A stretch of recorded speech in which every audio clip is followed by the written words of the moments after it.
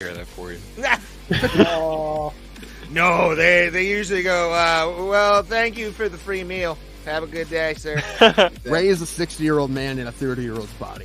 I am, yeah. If anyone doesn't know. Nice. His references are like way older than they should be for someone his age. Oh, you know, Yeah. I would love to see that fight. And I would be rooting for Greg Hardy the entire time. Funny thing, if you've ever wanted to see me in pain at any point that we've been hanging out, today's your day. Ray, they see you in pain every time you do a set. This is true. Damn. Yeah. So Thomas has seen it and Tim's never seen it. No, It was basically if Mortal Kombat was a shitty like Saturday morning cartoon. Like Yeah, exactly. they had like they had a Native American character on there. They had they had the street tough black guy. Like they had all the stereotypes. WMAC Masters. There it is. It's such a. so you're cool saying it show. doesn't hold up? Is that what you're trying to It say? does not at all. It doesn't look fit full, Ray. Let me see that glass. No, Ray, top it off. This is like goddamn amazing. Yeah. No, I just want you to follow the rules. What happens if you don't follow the rules? The wheel gets you back again. This is true. Why don't you two fight each other? There you go. Talked about it. I've been We've thinking talked that, about but it. I didn't want to say anything. We have talked about this I'm still at a for stage. years, I can't man. fight anybody right now. I am used to a so 9-year-old right down. now. I will meet him at a weight. I don't care if I have to gain weight to fucking fight Tim, but it would mostly be like it would be a rolling match in the cage. Pretty like much. somebody would take someone down. What's crazy is out of all of us, Tim looks like he's most likely to be the wrestling fan. I see so many fucking guys who look like Tim Danko at AIW shows. It's not even funny. And I love I see him, I'm like, I want to buy him a shot, but it's not Tim, and I get sad. Yeah, and this kid's going to be a star, obviously. And that's what they wanted to happen. They want him to get a big win in London. They're hoping that was going to happen. I mean, did they give him somebody they think he could beat? Well, yeah, but I mean, it's not like Vargas isn't tough. Vargas is a tough guy.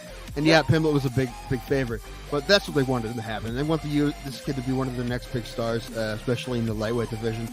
And now he's won two fights, one by knockout, right, and one by submission. So now he's going to fight somebody tough, and that division's super stacked. So there's tons of people he could fight. Before you put me on, I'm screaming at Cody my Lehman. microphone because you didn't put me on. I'm like, she's Mexican, you racist asshole. I don't know Spanish, you monster. How But you am didn't I put me on because you wouldn't talk wrestling. He had two. I only had one fight. He had two fights, but my one fight lasted longer than his two fights combined by like a lot. I think these both of his fights were inside of a minute. And how did your fight end, Tim? I got TKO'd in the second round. And there's a lot of guys, strikers that have just became fantastic at takedown defense. I mean, Anderson Silva was good at it. Like Junior Dos Santos was good at it. I mean, those are just the first two I think of. But there's been a lot that, I mean, if you're a striker like that, you have to have good takedown defense. There's been a lot of guys who have great takedown defense, and he's one of them. However, I mean, Robert Whittaker is a striker first. He's not a wrestler. And however, neither really is Cannonier. Maybe a little bit more, but I don't really expect Cannonier to fight him that way. I'm excited to see that fight, though. I don't expect Izzy to lose at all, but I like Cannonier a lot, and he's a tough guy, so I'll definitely watch that fight. But if either of us touch the other one's liver, we'll die, Ray. Probably. That'd be fun. I want to be the first MMA death of like a true amateur, where it's like the worst fight ever. How bad would it be if you got MMA fight, bro? Killed in the cage. You got killed in the cage by me. Yes. His liver exploded. I don't want to hear any shit from any of you. You know I look good. You know I look good. You're just jealous. You're not man enough to pull the stash off. You're jealous. All right, Ray, you can come back. I want to hear any bullshit from anybody today. Listen, if you're going to make fun of me, it better be a good quality original joke, all right? I don't want any fucking hacky jokes. You look like your name in a Grateful Dead cover band would be Cherry Pie Garcia. Maybe. I do look like I'm the bass player in every like Warrant cover band.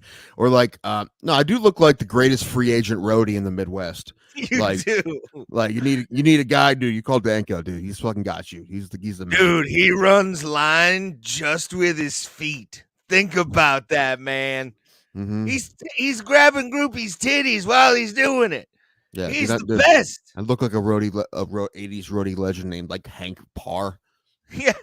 Hank Farr. My name's Hank Farr. You know, back in the day, I was in a band too, man. I was a drummer in a band. We're called Vicious Venom. Was the name of our band, Vicious Venom. Our number one song, it's kind of like our Bad Company. It was also called Vicious Venom. It's a vicious venom, and under my skin. Yeah, the stories like that all day long.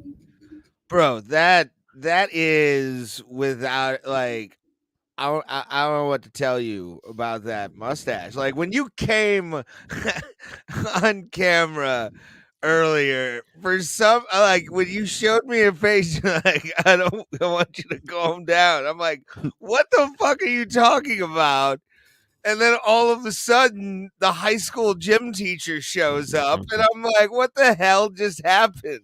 Like, well, you know what? A couple things. My brother wanted to do it, us both to do it for our tournament on Sunday, and but he's like, I'll definitely do it. He's like, we get to do it first. I'm like, go get more bourbon and I'll do it. And as we went to get more bourbon, I took his razor and I went in his bathroom and I did it. First time I've shaved this part of my face in at least 5 years.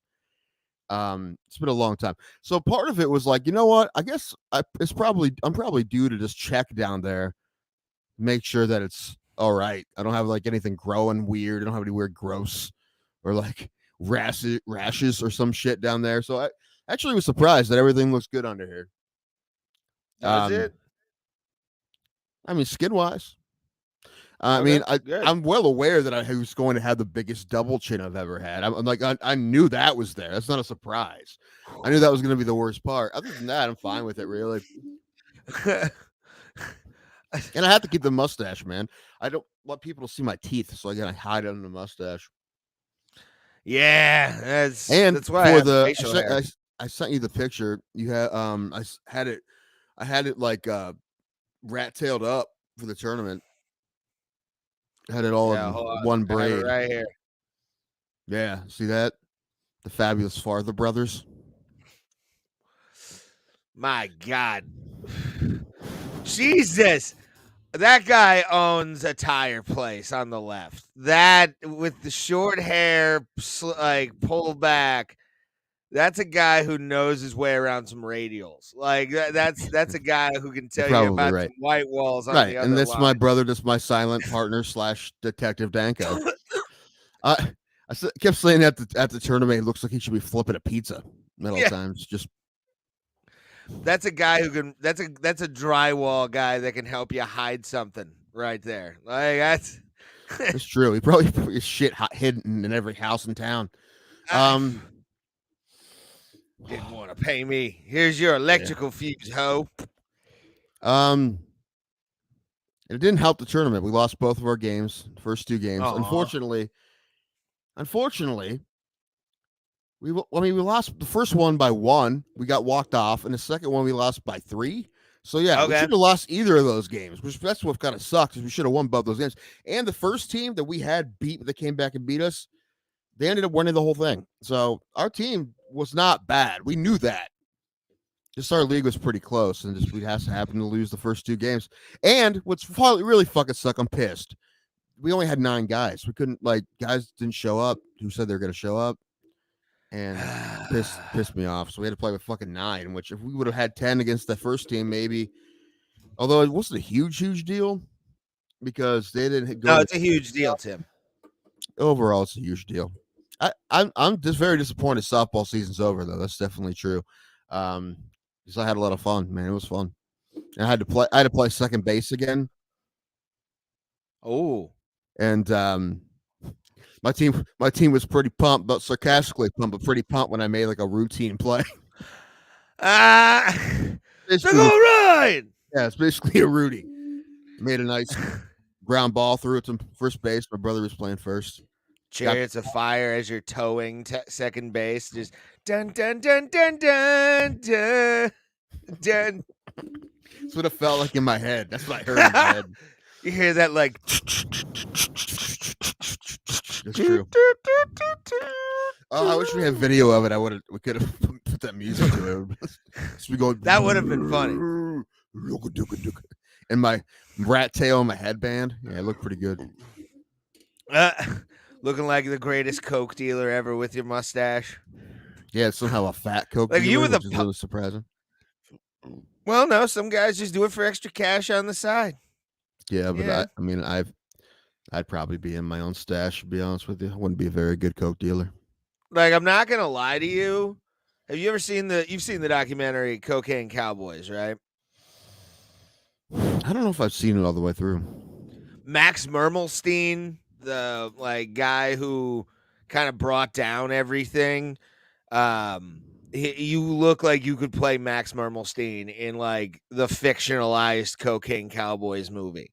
Like, I would absolutely typecast you as a guy who turns informant. Like, you look like every turncoat I've ever seen in a mafia movie. Yeah, Like, probably. then he threatened to kill me, and I didn't know what to do. Mm-hmm. I'm so scared. I definitely look like a CI. You- Look like a potato with a mustache. Not good enough, Casey. Do better. Keep going, chat. We need it. We need it for the show. Because today is Tim's mustache day. Spread the word, Casey. Tim has a mustache. And let's roast Tim all night. Why? Because you're on the jealous that show. you don't have a mustache? No, because I know I suck with a mustache. There's an episode No. with me that has a mustache. That means you're a man. If you have a mustache, that means you're a man. You're manly enough to have a mustache. All right? No, it's all about the full face. When I was thinking about if I was going to do it or not, you know what really pushed me over the edge? Me thinking, who gives a fuck? No one gives a fuck. Who gives a fuck? I don't care. I just found it funny. That's what you called me for. Right. Because right when I did it, I got the call because I wanted to surprise you like that. And when I didn't get a hold of you then, I'm like, all right, I'll just wait till Tuesday. It was destined to happen on the show today. Like, if you would have sent me a picture, I would have probably tried to jump through the phone at you. That's why I didn't, because I didn't want you to try to call me in the middle of the day or something like that. I didn't want yeah. Yeah, it although again, I was having kind of a down day, and the fact that I got to see it as you were in motion rather than a photo made me laugh harder. I don't know why. But when I looked at you, I'm like, that you look like Paul Bearer. It's I'm expecting you to be like, "Ooh, yes."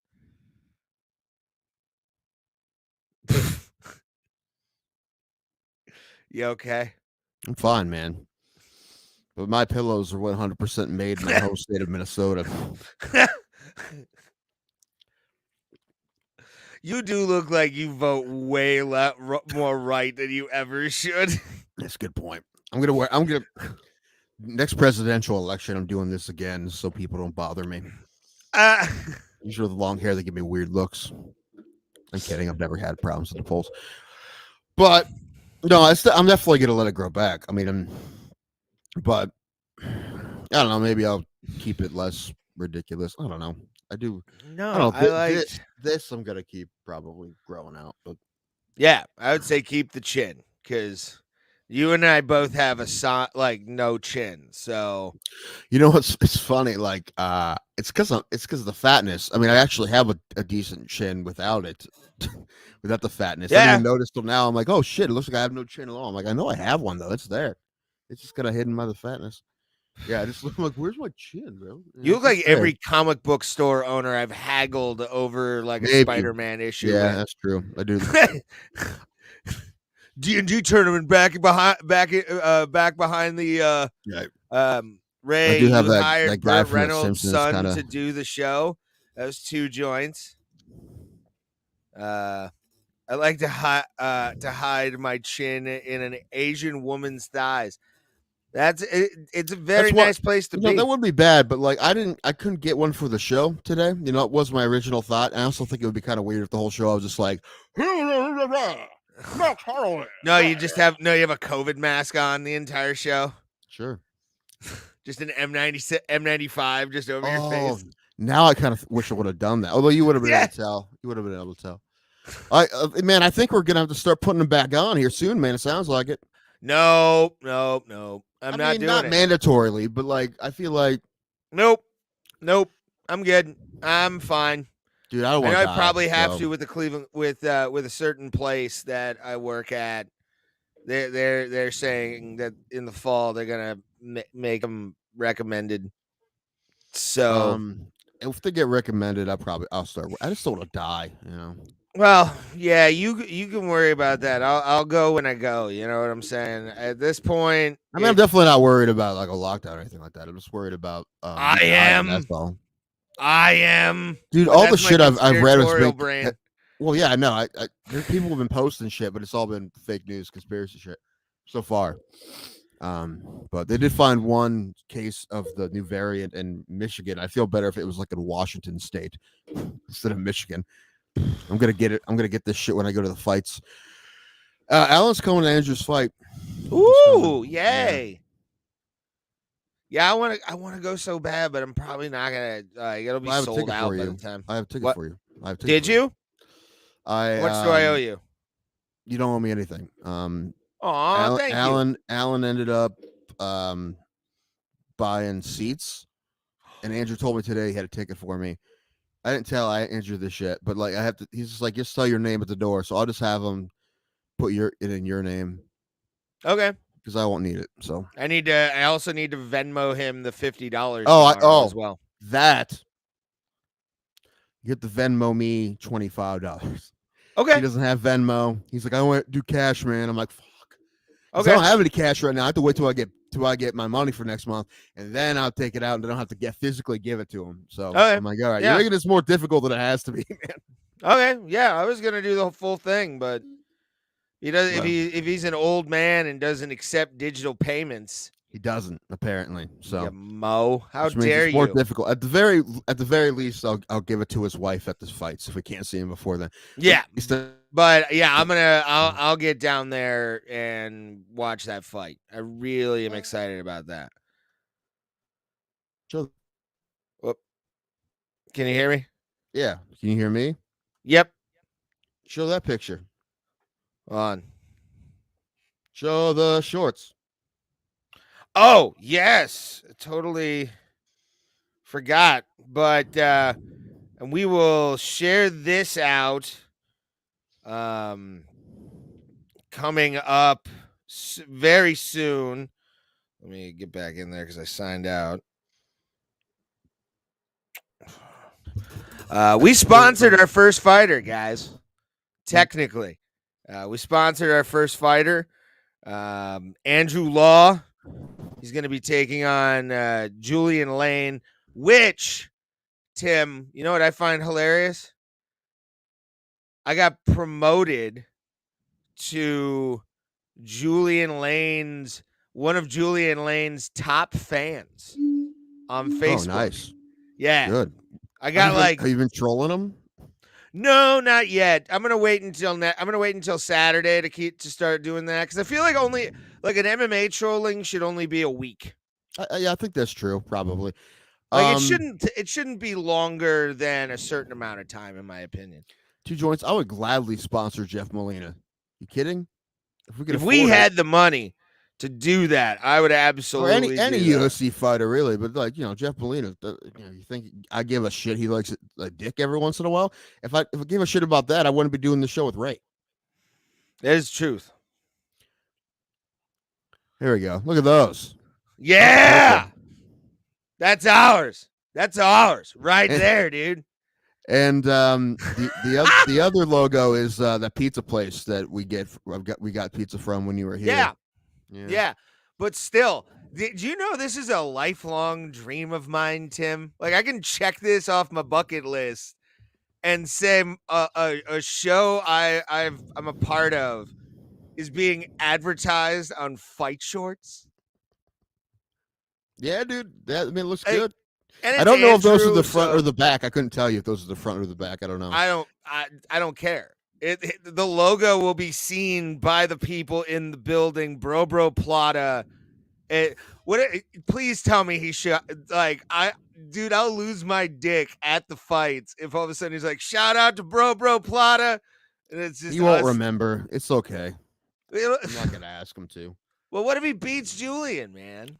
Well, he has other things going through his head. I'm not too worried about that. But yeah, listen, he's gonna have us in the shorts. They're there. People are gonna see it. When I first saw it, I first thought, I'm like, I wish the logo was just a little bit bigger. But now I'm looking at it, I'm like, I think the shorts just look bigger on that picture than they really are. Yeah. So they'll be fine. It's content. You have to look at it from a scale point of view. Yeah. I'm not complaining. I wouldn't anyway. But yeah, it was a good spot actually. I actually kind of thought we were gonna be like on the hip, like that big. Yeah. It's like it'd be like especially for what he charged us. It was very, very reasonable, more than reasonable. So oh hell yeah, and he's hooking us up. We're gonna be in the cage. Our logo is gonna be in the cage with Julian Lane. Think about that. UFC fighter is gonna grab a hold, possibly of wherever that is, and his hands are going to be on it. That's awesome. I want to get those. I want to get those framed. So we can have him and just be like shorts. Just take his shorts. I wonder where all his fight shorts are. I don't think he keeps them. No. You know what? I don't know. He might. I mean, he might like training and shit. I don't know. I don't think he like keeps them as like mementos or anything. He's got the date and if he won or lost on. Although I do like the purple. Yeah. I think our next logo is going to be purple. Kind of wish this one was purple. I like it. Not red and black, because I feel like everyone goes red and black. When the person made our logo at first, I think I told her what colors to make it, and she still made it red and black. So I said, "Have it change color." I'm like, that's just overplayed, man. I've had enough of that. Yeah, it's O.J. Simpson was framed 2 joints. I mean, I wasn't there, but I'm just gonna take a guess and say it's probably not true. I mean, and if he was, they didn't do a very good job because he was acquitted. So, I love the one's conspiracy theory that it was his son that did it. That randomness. Like, how old was his son? I think like 16 or something. He was like of age. Of age to murder. Yeah. Jeez. Yeah. It looked like you inherited a pizza place. Yeah, we want that one a lot too. Pizza Papa. He always brother gets looks paid. More like Pizza Papa than I did. 2 joints and a bear. The glove didn't fit. Dum dum. Yeah, it did. Yeah, it did. If you didn't have a fucking extra rubber glove underneath, it would have fit. Probably. Yeah, if you watch that, he's just like, "Oop, it's too small, guys." You know, fuck, just go like this. Yeah, they fucked up. They fucked up a lot in that trial. Also, like Rodney King saved him. You know, all these things. Yeah, it's a white conspiracy. It's just all a white man's conspiracy. Oh, what? That he actually did it? Yeah, sure. That's corporate. Yep. All white man conspiracy. Sure. Paul's told me he's coming eventually. There he is. Well, I was about to say, this guy knows about the white conspiracy. That he knows it's real. He's down. He gets it. I want to hear this. You know what? You get a microphone yet, Paul? So Ray is really on this. You getting a camera and a microphone. He keeps saying something about like he wants your studio to be separate but equal. I don't really know what that means. He keeps saying that. Yeah, I don't have a new microphone yet, but I need better lighting because it's so dark in here. You guys can't see my grass wall. No, we can't, man. We can barely see you. You know what actually would be nice? I'm not going to lie when I say this, but keep it purple, but like get a spotlight that you can put on the floor, like a ring light or something. Is that a ring light? Yeah. Put that behind you, up like on the floor. I want to see how that looks. Like facing upward if you can. Up his ass? No. Just behind him. I think it would illuminate the wall a little bit, but still keep him purple. Because I love the purple vibe. Dude. Just put that around your neck. Jesus Christ. God. What do you think of Tim's stash, Pulse? He's jealous. That's the That's the John Holmes, right? Or is it The John Holmes. I do have like a Ron Jeremy look going on. You do. It's. I wish you would go the same way that John Holmes went, but that's neither What was here it? nor. Syphilis? What was it? No, wasn't it AIDS? I don't know. Probably. I think it was AIDS. I think that guy had a little bit of everything. It's probably. Probably, dude. Back in the 80s like that, bro? Come on. You think we do all look like would've you're had AIDS in the cosplaying 80s. a workaholic. Like with the hair the way it is. A little bit. It's all. This is all look pretty fake. Like it's like it's waiting for me to go roof like that. Yeah, I don't know. It's weird. Like the only things I can come up with right now are like head shop owner. You look like a guy who like sells bongs on the side that you made yourself. It's true. You look like a lot of guys I've bought coke or not coke, but weed off of. They just show up randomly with a package and grab my money and leave. Like they disappear into the night. It's like I don't know. It's weird because I got so used to you with the fucking chin that it's like to see you with a mustache. It's you look very auto mechanic-y. Yeah, a little bit. So I feel like I'm the guy you'd always see in Chipotle. No, in the parking lot of Chipotle, eating in his car. hey, Just like every day you see that. Just hey, always there eating Chipotle. What? hey. Sometimes you want to listen to music while you eat your Chipotle. They play music in the Chipotle. No. They play Coldplay. Play the Wallflowers. How far is heaven? Come and try a little. Nothing is forever. It's just It looks like he sells sex jelly and other stuff like that. Yeah, but I make my own. I make my own in my basement. We have a special guest right now. And I'll bring him on. Alan's on. Hey, buddy. Alan, the whole Hey, chat's what's giving me up? shit. Ray's giving me shit. Everyone's giving me shit for this. I heard. I'm here to defend Tim. Now, I am biased because I love Tim and I think he's beautiful, but I Sure, think at least he somebody looks. does. This is a vast improvement over the homeless Jesus look. No, homeless Jesus was everything. No, I think this is much better. It looks like he, works in 70s porn now. This is much better. I know. Dude, like I said before, I look like a lot of things, but my favorite is I look like the world's greatest free agent, best free agent roadie in the Midwest. Like you want somebody to get your gear down, dude. It's this guy. You pull in 2 hours early because you've been up all night. I'm like just crank. Maybe. Look, So, he's all the way handsome. Okay, all right. Yes, all the way. Thank you. Let's just leave it. Let's just leave it alone. No, way, I can't. It's weird. I'll get used to it, but like day one, dude. I laughed so hard when he came on cam before the show. It was Like, I heartbreaking. couldn't Actually, stop I'm still not over it. Actually, it's gonna bother me for a while. But no, I the only thing that looks bad is the double chin. But the thing is, we knew it was there. It wasn't like it was a surprise. We knew it was there. I know, but it's more pronounced now. It's not hiding the way. Tim, this is like my bald spot. I hid it for years, and now it's time to let the world see it. I was going to say, just throw a yarmulke on it and don't go out on Saturdays. Fuck it. Perfect. That's a good solution. But no, vastly improved. Tim, have I fulfilled my friend duties by defending your honor? Do I need to No, say more it's fine. things? You did. How You many did. Thank texts you. did he get you to guilt you onto like defending this? Like, come on, make me feel Just 3 or better. 4.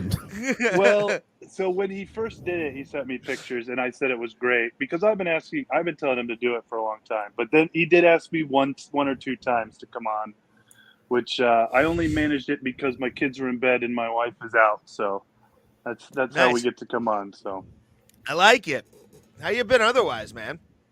man, I'm good. I'm looking forward to Andrew Law's fight coming up, but we're gonna hit that up. It's gonna be a good time, and Yeah, everything's good. Thanks. How about you guys? Okay. I'm fine. That's Pulse. Yeah, this is our new Yo. producer, Pulse. Hello. Pulse, this is Tim's personal sugar daddy, Alan. Hey, It's because it's true. We don't have to call him that. I'm fortunate to have good friends. Tim's one of them, so I Yes. don't mind dragging him to stupid stuff that I like doing. So as long as they're really not mind lip being syncing. Was that? dragged. Did you go with him? Was that the show where you guys went and like the lead singer was lip syncing? Yes. oh god, what show was that? Was that the? It was a Falling in Reverse show, but it wasn't Falling in them. Reverse, It it was wasn't them. Fame on Fire. It was Fame on Yeah, Fire. yeah, Yeah, it was pretty obvious too. yeah. That's Like just halfway weird. through the first song, I was like, "Is he lip syncing?" And Tim's like, "I think so." Yeah. Yeah, dude, that whole show was garbage. Arani Radke can put on a good show if he wants to, but don't go see that man halfway through a tour because he's just fucking burnt out. It was it was the big, like, I'm not as big a fan of that band as you are, but it was a bummer. Like, Yeah, I'm like, well, they I have was so some sad. alright music. It might be okay, but I'm sitting Yeah. there just like, man, happy we had seats. If I had to stand for Yeah. that whole thing, I would have been pissed. I wouldn't have stayed. You know me. I don't like to stay for whole shows. So That's I would've true. I left. still didn't. I didn't get to see. I didn't get to You're see one of less than those. Jake. Yeah, I didn't I get to see less than Jake because I of don't like Alan. it. Alan wanted to go to Hooters, I Well, don't like it. which of the two of Okay. us, I'm the guy that looks like he'd want to go to Hooters now. less than First off- Jake, tits and wings. I'm gonna take tits and wings over. We I can didn't listen. want to go to Hooters. It was the No only one place wanted open. to go to Hooters. Yeah. It was Ah. the only place open. And Oh, after I well, went, I'm still. like, it's not good. It's not good. No, It is not good.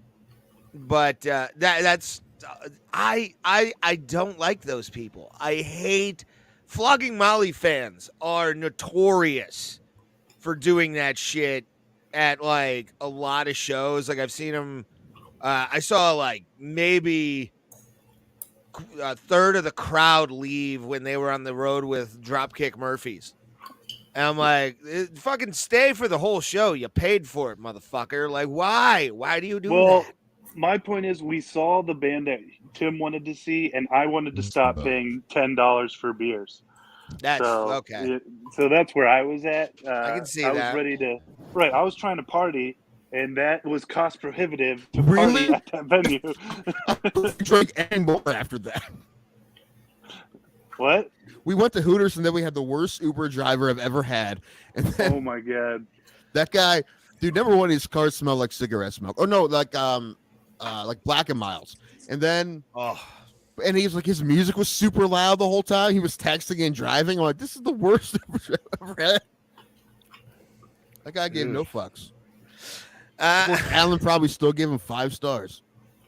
Yeah, I don't want to tank someone's rating just because they drove. Look, I liked him. He drove 1,000,000 miles an hour. He played loud music. That's the kind of Uber I'm trying to get behind. He was trying I to don't buy care how tickets his on car StubHub. smells. He was buying tickets on StubHub while he was driving. That's my kind of Uber driver, you know? Yeah. Too loud to talk to you. I like that. He's like, I don't want to fucking He talk was to you. mad. Like, I think we said something to him, and he was mad that we were talking to him. So, you know.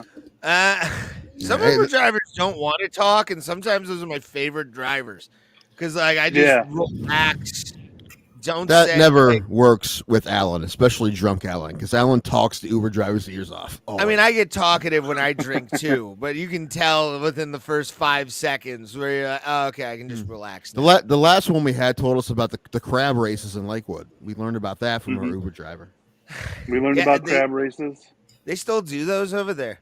He said he did. They do. He I don't said know. they did, That's yeah. something I wish we would have known going to Lakewood, not leaving Yeah. Lakewood. Yeah, I didn't know they still did crab races anywhere. All right, a place to We go need and to go to gamble that now. bar. Yeah. Crab there you races? go. Dude, I'm fine with that. Yeah, that's fine. I have a question, y'all. Yes. Is there? What is a crab race? Can you explain that? You know what a crab is? Well, sure. That's it, man. They race crabs. That's it. They dump them out on a table and they let them scurry to the other side of it. Like, no joke. And And people they- gamble on it. Yeah, they gamble on it. Yeah. Yeah. So Sometimes bizarre. it's like in a circle, like actual circle, and the one that gets out of all of them wins. That's like one of them, and then They'll do shoot style, some of them. But yeah, it's actually quite entertaining to watch online when you're high as fuck. Hey, For sure. before I Never go, congratulations to you guys on getting the logo on Andrew's shorts. I think that's awesome, dude. I'm so stoked for you guys. I wish you guys some more success with that, and I'll see you guys at the fights. All right. Absolutely. Good to Thanks, see you, buddy. my friend. Love Yeah, you, we'll man. see ya. Have a good one. Love you, man. I love that guy. He is a great guy. I loved being with him at the fights in Columbus. He's still pissed at you for asking him to buy you a beer and then buying yourself a beer. Did I do that? Yeah, you don't remember that? No. Yeah, you did, and he went to get it, and then you just take it too long, so you went and got your own, and he came back with one for you, and you just like, Oh yeah. I'll buy him one when we go to the show. So wonder what kind of bar situation they're gonna have there. I hope they have a I don't bar. know. You know, I'm gonna text Scott Corbin and ask him if there's gonna be Jim Beam there, and if there isn't, tell him to get a bottle, just so he can make some money off of it. That's funny. I don't know what we're doing afterwards, though. I don't know if well, I mean, he's gonna stay up there, probably with his brother, though, which he lives in Kent. But I don't know. We'll figure it out. Two Joints not a fan of Alan. Giving some Alan shit here. Hey, don't give him shit. He was just here to defend me today. All right, that's all he was there for. And he didn't need to come on. I asked him to come on quickly to defend my mustache, and he did. He's the man. All right. All right, lead singer of Blue Oyster Cult. I'm burning for you. That's it. Okay, this whole time I'm trying to think, who does Tim look like? Like what's his name? Benicio del Toro in Fear and Loathing Las Vegas. Yeah, you do look like the lawyer. Yeah. I'll take that, I guess. Look like They're a gonna sexy kill her, Hispanic man. They're gonna kill her. I can see you going around in the tilt-a-whirl on Circus, just high out of your mind on everything. Let me guess. Old Alan enjoys Bud Light. I mean, I don't know, maybe a bit. He's more of a gin guy. He's a gin guy. Yeah, that's another reason why I love that man. Because he's a gin guy. He's like a good liquor guy. Like, I like gin. I haven't drank it in a long time, but last time I did, I threw up, and actually my puke tasted like Christmas trees. Although I have gone and got him a little bit on the bourbon, but he like buys better bourbon, so I'm fine with that. Well, as long as he's buying quality shit. Watershed usually, which is pretty good. That's made down by him in Columbus, and it's pretty solid. They sell it here, but it's literally twice as much as Jim Beam. As much as I like it, I can't afford it. Today I had to make a very tough decision, Raymond. Gas or booze? It was tough. I'm kidding. It wasn't tough. I went booze right away. I didn't even think twice. I'm like, do I have enough gas to get to the liquor store and back? Yes. Do I have enough gas to get to a gas station when I do get paid? Yes. So I had to make a decision. Can't leave the house till Friday, maybe Saturday. But you made a decision. I have liquor now, so I don't need to leave the house. Oh, Tim. See, I'm that way with weed. Like, I've done that before. I needed to drink today to put up with this bullshit from all you guys. What bullshit have we given you so far? Nah, nothing that wasn't fair, really. Who is the hold on, Crosby, fucking Bing? No. Is it Michael Crosby? I don't know. From Crosby, Stills, Nash. And Young, yeah.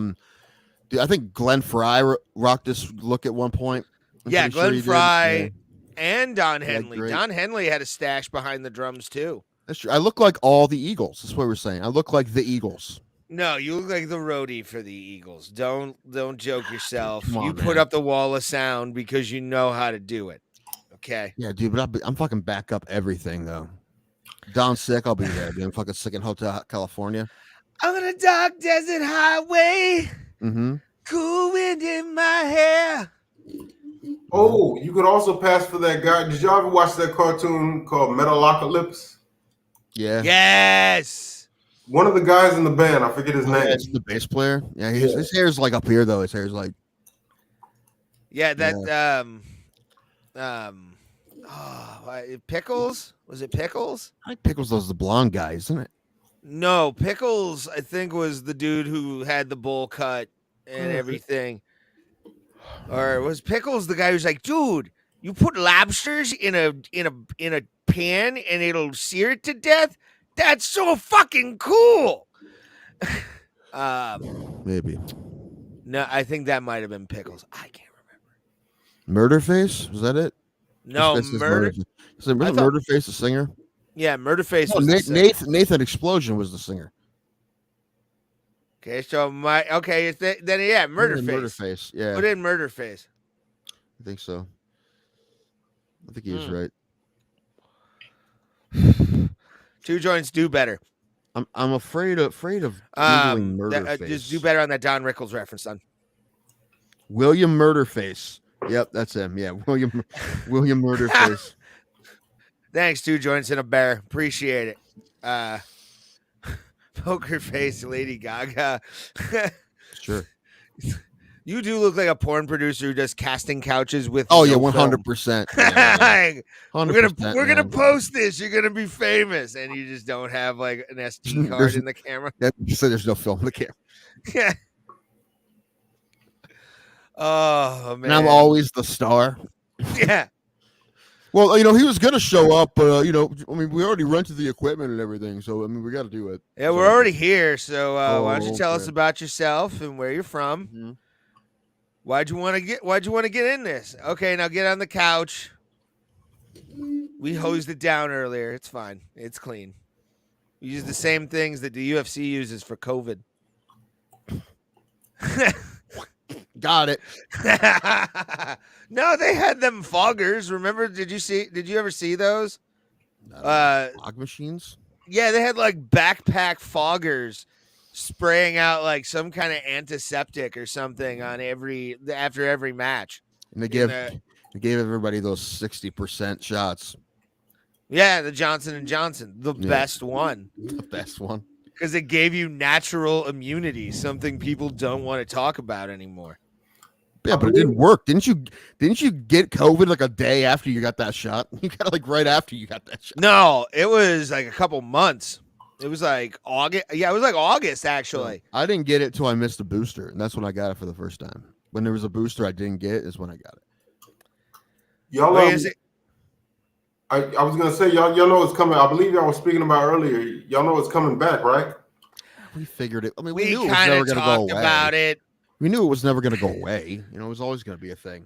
Yeah, but it can't be as lethal at this point. Like, it's just got to be compromised people getting this. All right, Doc. I heard it's a variant that originated in Canada from something to do with those fires. And Fucking two joints. He did it. yeah. And so, yeah, they're talking about the mask mandate is coming back and another worldwide shutdown, like lockdown. I don't think it'll happen. I hope it doesn't, because I will. They had too many defy it freakouts the every first day. time, so I feel like if they did it, it would just be a fucking riot. Plus, it would look bad on fucking old Joe there. Well, it would kind of help his campaign, but it wouldn't look good in the eyes of the voters coming up right as an election season's happening. So this is going to be a double-edged sword. Do we turn this into the swine flu epidemic of like was it 06? Dude, people already saying, "Oh man, because elections coming." Like, elections a fucking year plus away. Calm down. I know, but you can start to put shit out, Tim. Yeah, but dude, we already felt like we were kind of COVID free for about maybe a year. Maybe we knew it was going to come back. More variants. We knew this was going to happen. We knew it was going to happen probably for the rest of the time. Okay, But I don't see it shutting the But world hopefully down it's just again. closer to, like, the flu. Like, every year there's a new variant, and if you want a shot, take it. If not, you're probably going to get the flu. Yeah, who cares? Well, did you already speak about Trump getting indicted? We I did think we last did week. that like last week. Yeah, we talked about his mugshot after he left. I thought it was hilarious, actually. Dude, 'Cause everyone thought it was great for different reasons, but yeah, everyone thought it was great. I thought, because that's a man now angry. Like, that is a man who, like, you thought Barack Obama making fun of him at the correspondence dinner that one year was like the impetus for him to start doing what he did. Now there's photo evidence of him with a prisoner tag next to him. So he's gonna be on the fucking war path, bro. On the war path. Listen, I don't wish anyone to die. However, I just kind of wish he'd just go away. Nope. I love it. I love like the headache it causes a lot of people because it's for no reason. Absolutely no reason. But it's not a headache if he's elected to office. I don't care. I don't care anything other way. He doesn't when he's not right now as a private citizen. He doesn't bother me at all. Well, I heard his approval rating has actually went up now since. Oh yeah, big time. Sure, people get behind him, man. To begin with, so. Sure, I mean, you could say the same. We're more into it, so you could say the same thing for the left when he was in office because he really didn't do anything horrible, but yet he was racist and sexist and yeah, that's not horrible. Well, it's racist. Yeah, but he wasn't though. That's the thing. Like, he's a dude from New York who got taken out of context 80 billion times a day by a media that wanted a certain candidate. I'm not going into this. What about the Capitol building getting stormed? Couldn't you say he like spurred that on? No, I do not. Dude, if he didn't say what he said, it wouldn't happen. 100%. Peacefully and patriotically going over to the Capitol to let your voices be heard. That's not all he said. Yeah, he did. He didn't say storm the Capitol at all. He didn't ever say storm the Capitol. I'm not even telling him to go to jail. I'm just saying if he didn't say the things he did, it wouldn't have happened. I mean, I'm not saying that he's going to get. There's a 24 should get it. Well, there's a 24-minute cut, bro, that I've seen on YouTube or Twitter of people saying that Trump lost the election and he was an illegitimate president. Stacey Abrams said it. Hillary said it on a regular fucking basis, bro. What, people saying that they had first time. So it's why is his thing so bad, but yet they get to skate on that shit? Well, no one stormed a building, and actually, I never even heard that till just now. And is it even true? I don't know. Yes. Obviously, they weren't stomping their feet too loud. If I never heard about it. Hold on, I will send. I will send Pulse this video. I don't want to watch it. Well, when you're faced with facts, you immediately hide the table. It's from Twitter. That's what I'm saying. Hold on. 24 minutes. That's all I have to put in. I'm not watching 24 minutes of. No, but it's. I told you I didn't want to talk about this. Why are we still talking about it? Because, Tim. Because. See, look, you fucking made Pulse go away. Pissed him off. No, there is Hillary Clinton crowed that she won the election and the election was stolen from her. But and it was Russia, and all that shit. Oh, well, no. That's a different. That's a different thing. They didn't say that there was illegal votes and shit. They said that because of the fucking fake news and the bullshit and the other shit that Russia did on the internet. They didn't say they fucking stole votes. Those are different. But that was also false. The Steele dossier was actually put out by her campaign, bro. Like what are you listening to? It's been proven. All right. You don't watch the news or listen to the news as much as I do. I'm all like The news? I'm out listening to this shit constantly. Okay. So it's been happening. Okay. So it's fun. Okay. It's fun to live in my head right now, knowing the things I know, man. Okay. Some things patently false that I have researched and looked up on, and actually a couple times. Okay. Thank you, John 209. Appreciate you for agreeing with me like I knew you would. Dude, when we But go no. to Rumble, I'm quitting. 5 followers. We need 5 followers on Rumble to get Tim off the show so we can start streaming on Rumble. Me and Pulse Clean this. together.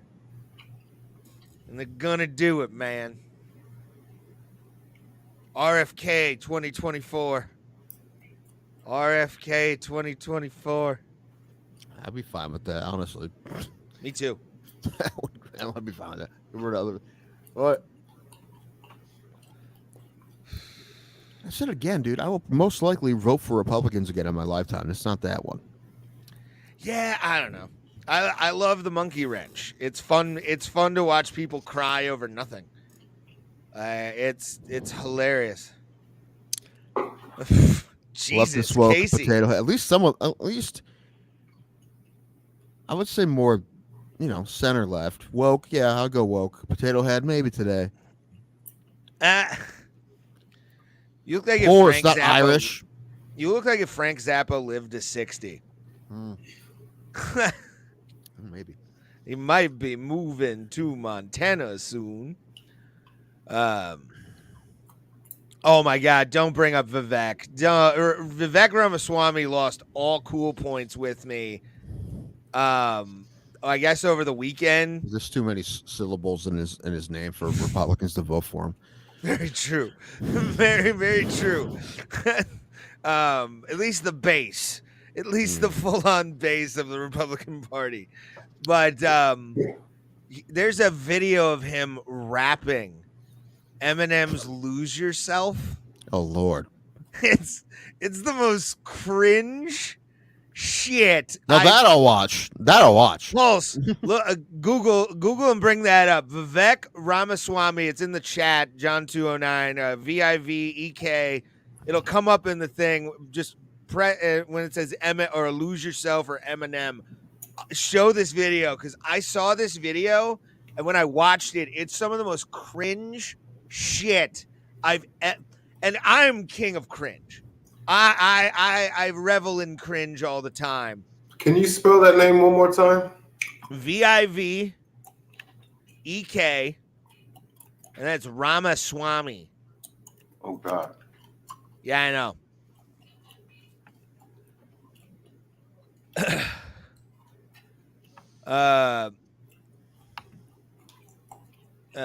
I've been drinking. It might get a little offensive. But no, yeah, dude, like it was when I saw the video, like when I saw or heard him rapping, it looked like like a nerdy Indian kid listening to Eminem. And Eminem, I don't know if it's to his credit or what, but he sent a cease and desist to Vivek to stop using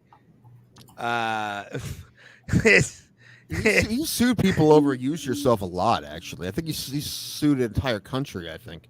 New Zealand. He sued New Zealand. Really? Yeah. Jesus Christ. I don't know, make a deal with him. I mean, it's his song. You can't just use someone's song. It wasn't, I think it was like, it wasn't the song, but it was the song. Like it was one of those. Oh. Don't sue us, Em. This is technically news. Whoop. There we are. Oh, God. When was this? I think this past weekend. If you had one shot, What? opportunity, Oh, no. seize everything you ever wanted, Move. Go a little bit forward, Pulse. did you capture? It's about to start. Look, one shot, one opportunity. Oh my god. Sees everything you let it slip. Yo. Why? His palms are sweaty, knees weak, arms are heavy. This What? garment Why on isn't? already. Is he gonna rap? I'm waiting Fake for news. Nothing you say is true. But the words won't There we come go. out. He's joking how everybody's joking now. The clock's run out. Time's up. Over. Plow. Snap back to reality. Oh, there goes gravity. Oh, there goes gravity. Choke. He's so mad, but he won't give up that easy. Oh, he won't back that he knows his own back that he's ropes. His own back that he's broke. He don't have that he's broke. He's so sad that he knows when he goes back to this mobile home. That's when it's back to the Singing rabbit. along, Yo, man. it's so I've seen rabbit. worse, Better go honestly. capture this I actually moment. expected it to be funnier than it is. Lose yourself in the music, the moment. Oh, please make it stop. Please make it stop. I was expecting him to be like freestyling it. It's actually, it's not as funny as I hoped it'd be, honestly. It's He should not. have got chewed up, spit out, and booed off stage for that one. It's forgivable. All the I white think, people man. wanted to be nice. All the white Republicans that came out to see him, they were like, "Oh, he's trying." Okay, but like, no, because that was so. John 209. Oh well, fuck this clown. Back to Trump.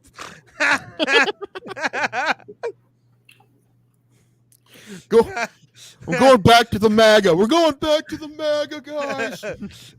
Going back. Go back. Go. Come on. MAGA. MAGA. MAGA. Oh God. Yeah. That was like, I think that's gonna end up being his who was the one guy years ago who did the and we're gonna go to Ohio. We're gonna go to Pennsylvania.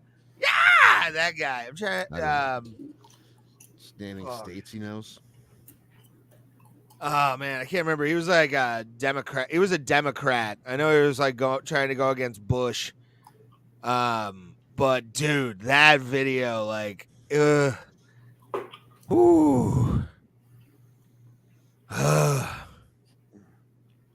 But yeah, man. Again, liberal media telling you lies. Telling you lies, guys. Making you think things. Tim, look away from your phone, boy. Talk to me. Talk to me. Call me boy one more time and see what happens to you. Talk to me, boy. Ah. Pulse. We lost in our tournament, man. We lost our first two games. And Oh man, that sucks. yeah, because the first one, we were up, I think 2 or 3 runs in the bottom of the 7th, and they came back and beat us in the bottom of the 7th, and that team ended up winning the whole tournament. So we fucking had a decent team. Wow. Ah. No, you know what? Our local team, well, a team not far from where I live, was in the Little League World Series. I don't know if they won or lost. But they no, the team from California won the whole thing. A team from Columbus was in it as well, New Albany, which is down by Columbus. Oh yeah. Yeah, they I didn't watch too much of it, but I know the team from California walked off Curacao to win the whole thing. Curacao. Mm-hmm. Would not bet Curacao to be in the finals of a Little League World Series. Japan got knocked out quick. Did they? Didn't the USA? How about California won it. Mm-hmm. So wait, they were playing teams from around the world or just other teams in this country? Whole world. Okay. I think it was last year they didn't have international teams, but they brought them back this year. I remember one year, I think it was the Cuban team. There was some controversy because one of their players was like, they found out he had a son or something like that. Well, Danny Almonte was 14 when he was playing. That's when in 2001. I went there because we live like 3 hours from Williamsport, well, like 5 from Williamsport, and we went one summer, and that's when Danny Almonte played. And he ended up being 14. But I think he was originally from Cuba, but they were New York, from a team from New York. But they had some Cuban kids there, and some of their birth certificates were fudged. And but he was like the big star. He was striking everybody out. He was on Sports Illustrated and shit. He was the big deal, and they found out he was 14. Yeah, because he wasn't like throwing 100 miles an hour and like Not 100, but like 70, which is, with 45-foot mound. That's that's like trying to hit 95. right. Yeah. So, but yeah, no, I mean, the Little League is the best. It's great, but adults ruin it all the time. Well, I know that in like South America and like that, there's like who was it? A guy in the majors. I think his last name was Carmona. They found out he wasn't who he was. He bought his identity. Yeah, dude, he was an Indian, man. What Yeah, happened? Foster Carmona. Foster Carmona, yeah. Yeah, you know what his actual name was? Roberto Hernandez. For real? Yeah. Yeah, I think they were. Because he pitched a couple years under the name Hernandez. But yeah, when he was with Cleveland, they found out one off season that I guess he bought somebody's identity to say he was like 2 years younger than he was. So he had. I mean, the truth is, if he was 2 years older, he would have had a harder time getting signed. That is true. So there's a reason why he did it. So he bought someone's identity, and then apparently that guy wanted more money, and he's like, "I'm not giving you any more money." So the guy outed him. And it was true. And I believe they found out Miguel Tejada was actually 2 years older than he claimed to be. No, I don't know, but I definitely know Carmona because he was an Indian. I'll be right back, guys. That was a huge deal when that happened. That happened. It was funny though, mostly funny. I've actually heard that there are reports that Francis Ngannou was actually in his early 40s, because they could never recover his birth certificate. So Who? Francis Ngannou, former UFC champion. I don't know.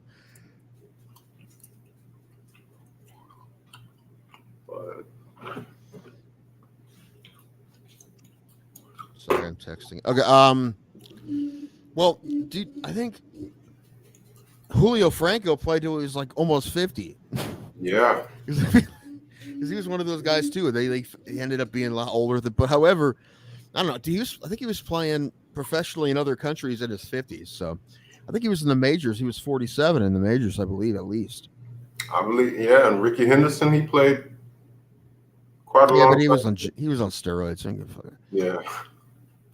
It's funny no one talks about him. He's the guy. Well, Canseco says he knows for a fact there's at least one guy on steroids in the Hall of Fame. Like, who else would it be other than Henderson? I mean, he played with him so long. So he's in the Hall of Fame? Yeah. Okay. I mean, listen, I guess it's not fair for me to just assume, but I'm just guessing. I'm not saying he shouldn't be there, but I'm just guessing. So anybody who was named on that Mitchell report, they're just ineligible for the Hall of Fame now, or what? Oh, they're technically eligible, but no one votes them in. There was a lot of big names on that report, man. I know. None of those guys got in.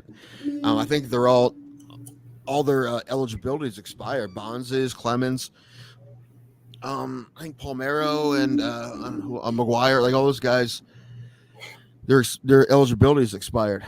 Dude, that's wow. You're talking about Clemens, arguably the greatest pitcher of all time. Cheater. Barry Bonds, arguably the greatest player of all time. He was absolutely the greatest hitter of all time. And which sucks to say because I don't, because he cheated and nothing he did counts to me. But but we saw it happen. And who else did you name? Unreal. Rafael Palmeiro, one of the greatest shortstops of all time. So no, he was the first baseman. Palmeiro. First baseman? Yeah. Okay. Yeah. He had a good mustache. Yeah. But yeah, he had 500 home runs, 3,000 hits, no Hall of Fame. Crazy. So there you go. But neither Bagwell or Biggio was on that list. So there you go.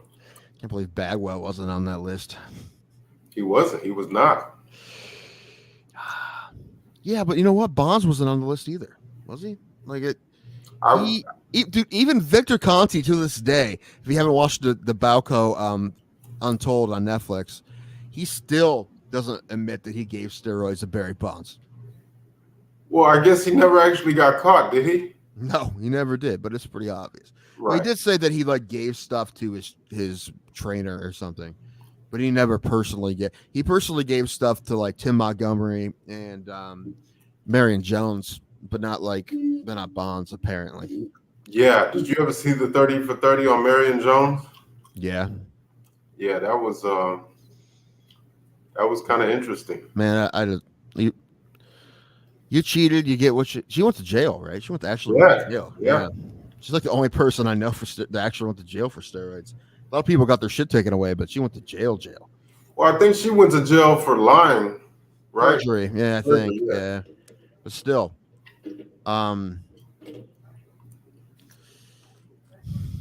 was Sammy Sosa on that list? I don't remember who was on the Mitchell report, but I mean, this is pretty much. Sosa's another guy who's not in the Hall of Fame. It won't be because he was because of steroids, and now he's using invisibility cream or whatever it is to make himself look albino. Yeah, which is kind of hilarious. Yeah, I gotta tell you, man, I don't like that the writers have that much power. You know. Well, it's usually okay until you see guys who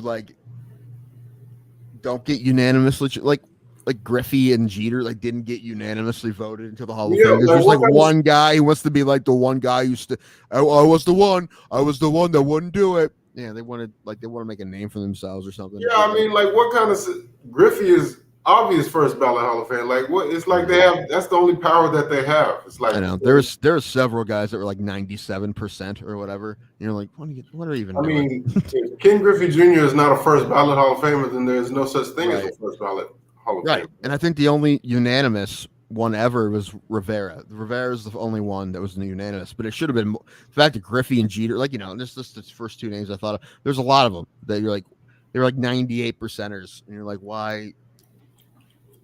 I don't know. Do you really think that they didn't deserve to be in Hall of Fame, or did you didn't think they should be in their first ballot, or you just want to be that guy? I think most of them just want to be that guy. I mean, I wasn't even necessarily a fan of Jeter, but I recognized how great he was. Yeah, 100%. Same here, man. He wanted the guy to lose all the time, but if you said he wasn't one of the greatest shortstops of all time, you'd be lying. Right. Yeah, he was first, but Griffey. No, obviously, even the year when Johnson, Smoltz, and Martinez all got it, and Biggio. That was the year, right? It was when Biggio got in, it was also three pitchers, right? It was Johnson, Smoltz, and Martinez. But Biggio took a couple tries to get in, but all those three other guys are very obviously they're Hall of Famers. Well, Smoltz. Who were the other two guys? The pitchers for Atlanta. There was Glavine and Maddox. Who? Yeah, Maddox. Yeah. Are they in? Yeah, they all are. Okay. Yeah, let me double check on Glavine though. I'm pretty sure he is. But even looking back, I mean, they won a lot. They beat the Indians in the World Series, but even looking back, how did they ever lose with that rotation? Right. What about Randy Johnson? Is he eligible? He's in. Oh, okay. Yeah, he got in with Biggio. I think it was him, Biggio, Smoltz, and Pedro Martinez that year. I'll never forget when he obliterated that bird. What? I was saying about Randy Johnson, whenever he obliterated that bird, that's the highlight of his career. And he hates it, though. He hates talking about it because he feels bad about it. It's not like he meant to do it. No, I know, but with all the shit he's done, he's like, do we have to talk about that? I get it, man. And now he's a professional photographer and shit. And he's a drummer. He's the man. Really? My favorite from that era to watch though was Maddox because he threw 84, and still no one could touch him. That was awesome. I love guys like that. Guys who just what they say know how to pitch. Guys who don't throw that hard. They throw 90, 91, but they get a lot of guys out. My favorite. I was going to ask, is Cliff Lee in there? The Hall of Fame? Yeah. No, he won't be in the Hall of Fame. He won't? No. He got good too late. He only had a few really good years with the Indians and then the Phillies. Was he with? Yeah. He was okay for a minute there, but overall not great. What was I gonna say? Oh, I was just talking about pitchers who don't throw hard to get guys out. One of my favorite pitching performances ever is that game in the World Series where Josh Tomlin shut out the Cubs at Wrigley. Dude's throwing like 88. Anyway, That is pretty slow to. How many innings did he go without a hit? oh, I don't know. Yeah, I mean, I don't know how many innings he threw, but I know he didn't give up any runs. 'Cause they won 1-0 that game. Nice. But they didn't win the World Series. They won that game. Oh,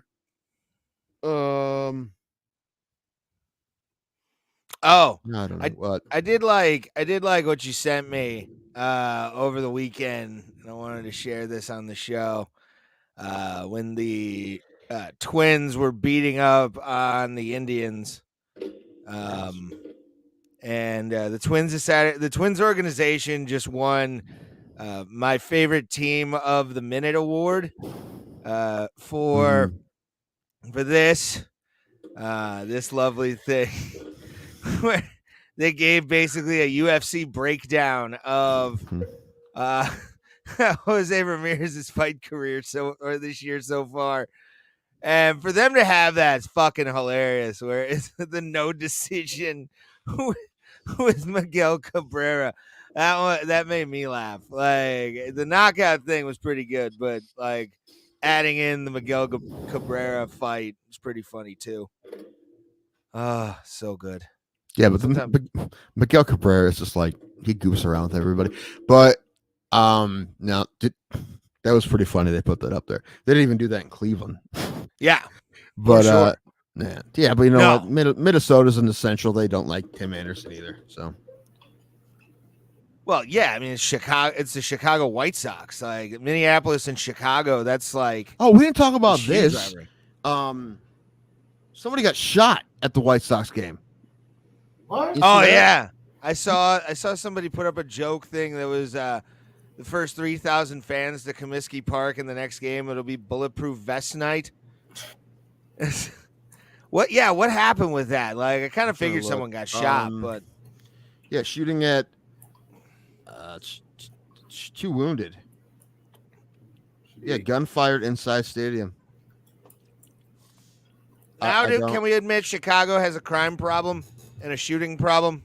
Can we all admit this? Not when Lori Lightfoot was in charge. Not even with this guy that they got now. This fucking loon. Oh, it's a gathering of people. What? It's people robbing shit is what it is. Fucking lunatics. Yeah, they say it came from inside the stadium.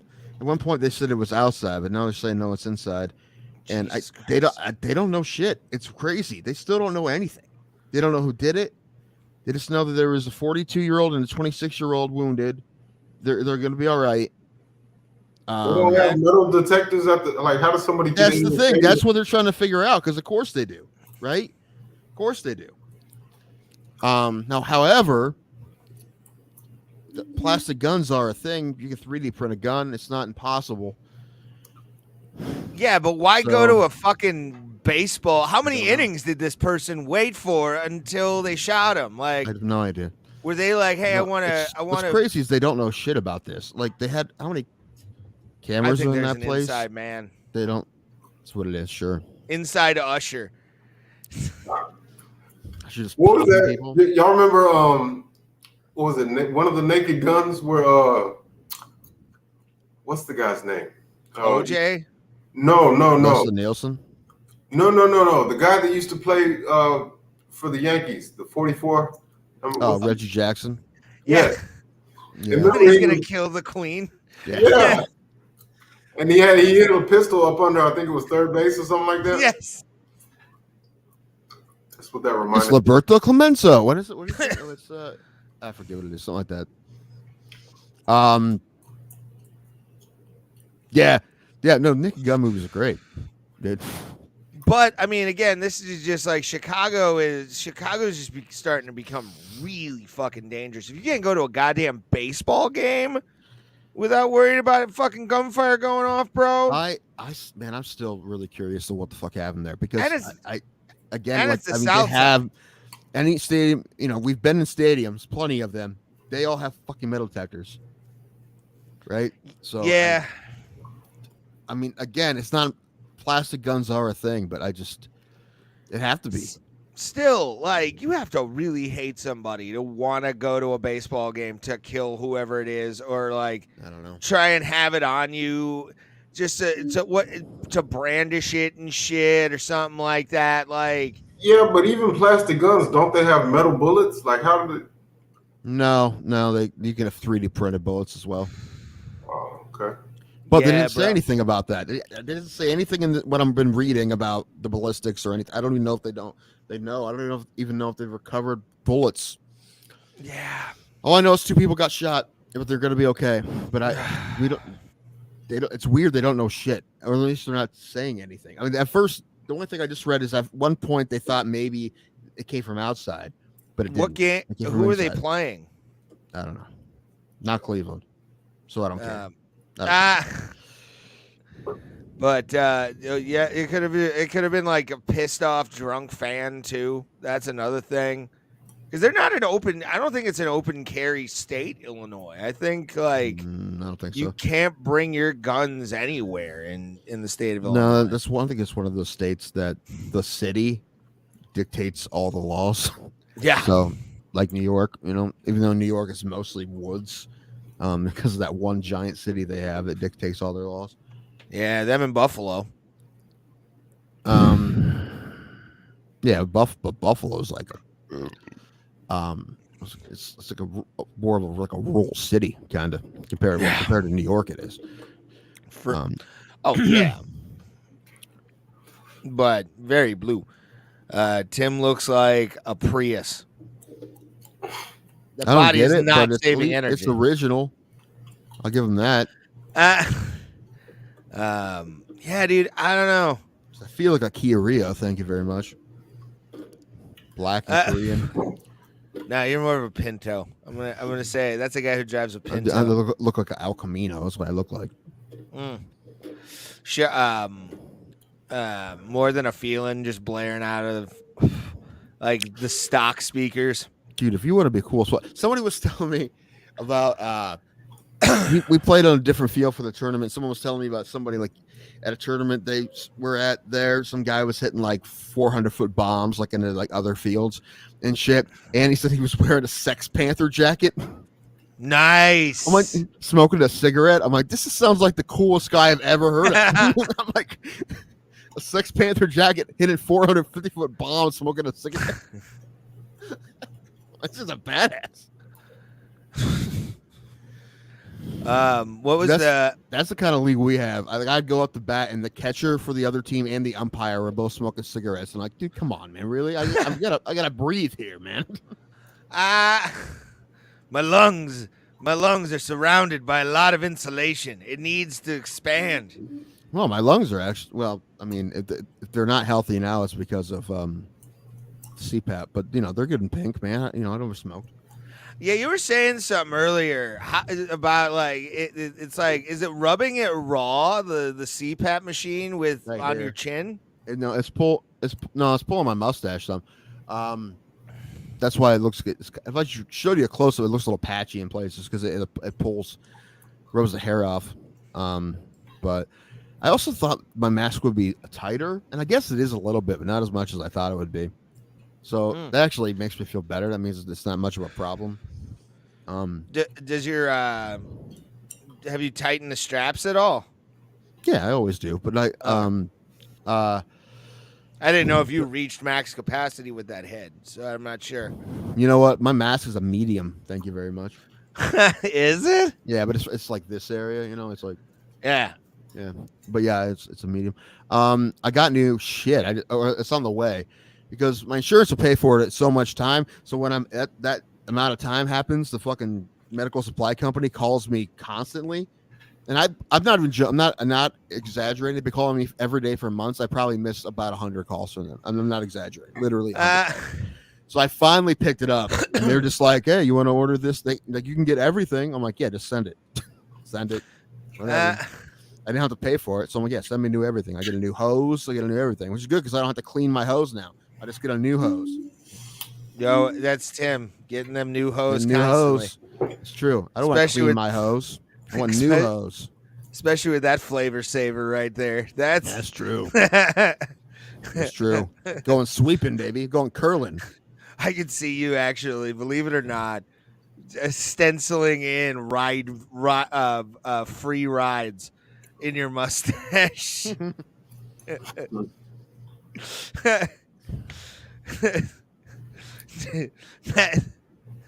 that guy does tequila shots on purpose, like with the mustache you have. Let's do it. It's luscious. This has been like sitting here a while. That like That's you played true. piano in a 70s band. Said it. Yeah, dude. I said I needed alcohol about alcohol instead of gas, but I forgot I have tequila down here. Although I don't really care to drink that. That's just an emergency. If you cut it with something, it's okay. I can drink it straight, dude. I've been doing it. We did it for 2 years. I still can. Like I'm trying to come up with a new game so we don't have to do tequila anymore. Dude, the fucking beer idea, you're gonna see me like vomit, like just fucking. It's not gonna be good. I know we don't do them, but if we started blowing chunks after doing like 5 shotguns, that's content. That's not like good for me, man. You might actually lose weight. If this was 10 years ago, it would be fine. But dude, might actually start fucking acid reflex, man. It's not going to go well. You're trying to chug 5. No, dude, no, it's all got to come up. How about we switch to gin? No. What are you going to call it? Ginishment? No, I don't like it. Ginishment sounds like an old slur. Look at that ginishment over there. But no, chuggishment is I don't know. Tequila Quences. We should just go back to tequila Quences. I know, but I hated how I felt every day going to work. Then start winning. You made a lot of bad choices in tequila Quences. You kept a lot of fighters you shouldn't keep. You know what, Tim? Don't hit me with what you call the rules facts. are set up for a little bit of strategy, and we haven't played with Pulse yet, so. Yeah, Pulse will have to join tequila Quences if we start doing it again. I'm ready. See, there you go. Ooh, he's game. I like it. He knows a guy who works at a liquor store, man, and get the hookup. And we need to have like Blake Troop back on. He said he would do tequila Quences with us as well. The wheels owed like 9 shots. No, more than that. It's like 11. I don't know. That's a lot. I have to do them all because I'm a piece of shit. And I'm a prince, so you have to do them all. I was gonna ask, have either of you tried Proper 12 yet? Yeah. Ray drinks it. I have an original bottle at here, like a first run. I'm not an Irish whiskey guy. I like it. I like whiskey in general. I'll drink a Jameson, but like I haven't in a long time. I don't know. I like bourbon, and I don't know. Maker's Mark's pretty good. I had that recently, but like, no, if it's not good with soda in it, I don't really try it. I don't drink it. I drink everything with Coke in it. Sorry, I'm arguing with somebody about CM Punk. But like, you gonna lose another friend? No, there's been a few times where I haven't talked to him. You know this person. Okay, you've met this person. Pulse Ray. I don't think I know another male adult that like has like lost friends the way like I just don't talk to that person anymore. Sometimes you gotta cut you off just as much as you cut them off. I got cut off. What happens is I just haven't seen that person in a while. Kind of fizzles out. Not like I'm not going to talk to you anymore. Hang up. Like that's the only guy I know who does that. Everyone else I know who does that is a woman. So congratulations. Well, I haven't been keeping up with AEW. Is Punk retired or what? No, he beat up coming back to the UFC, bro. He beat up Luke Perry's kid at Wembley Stadium on Sunday. The actor?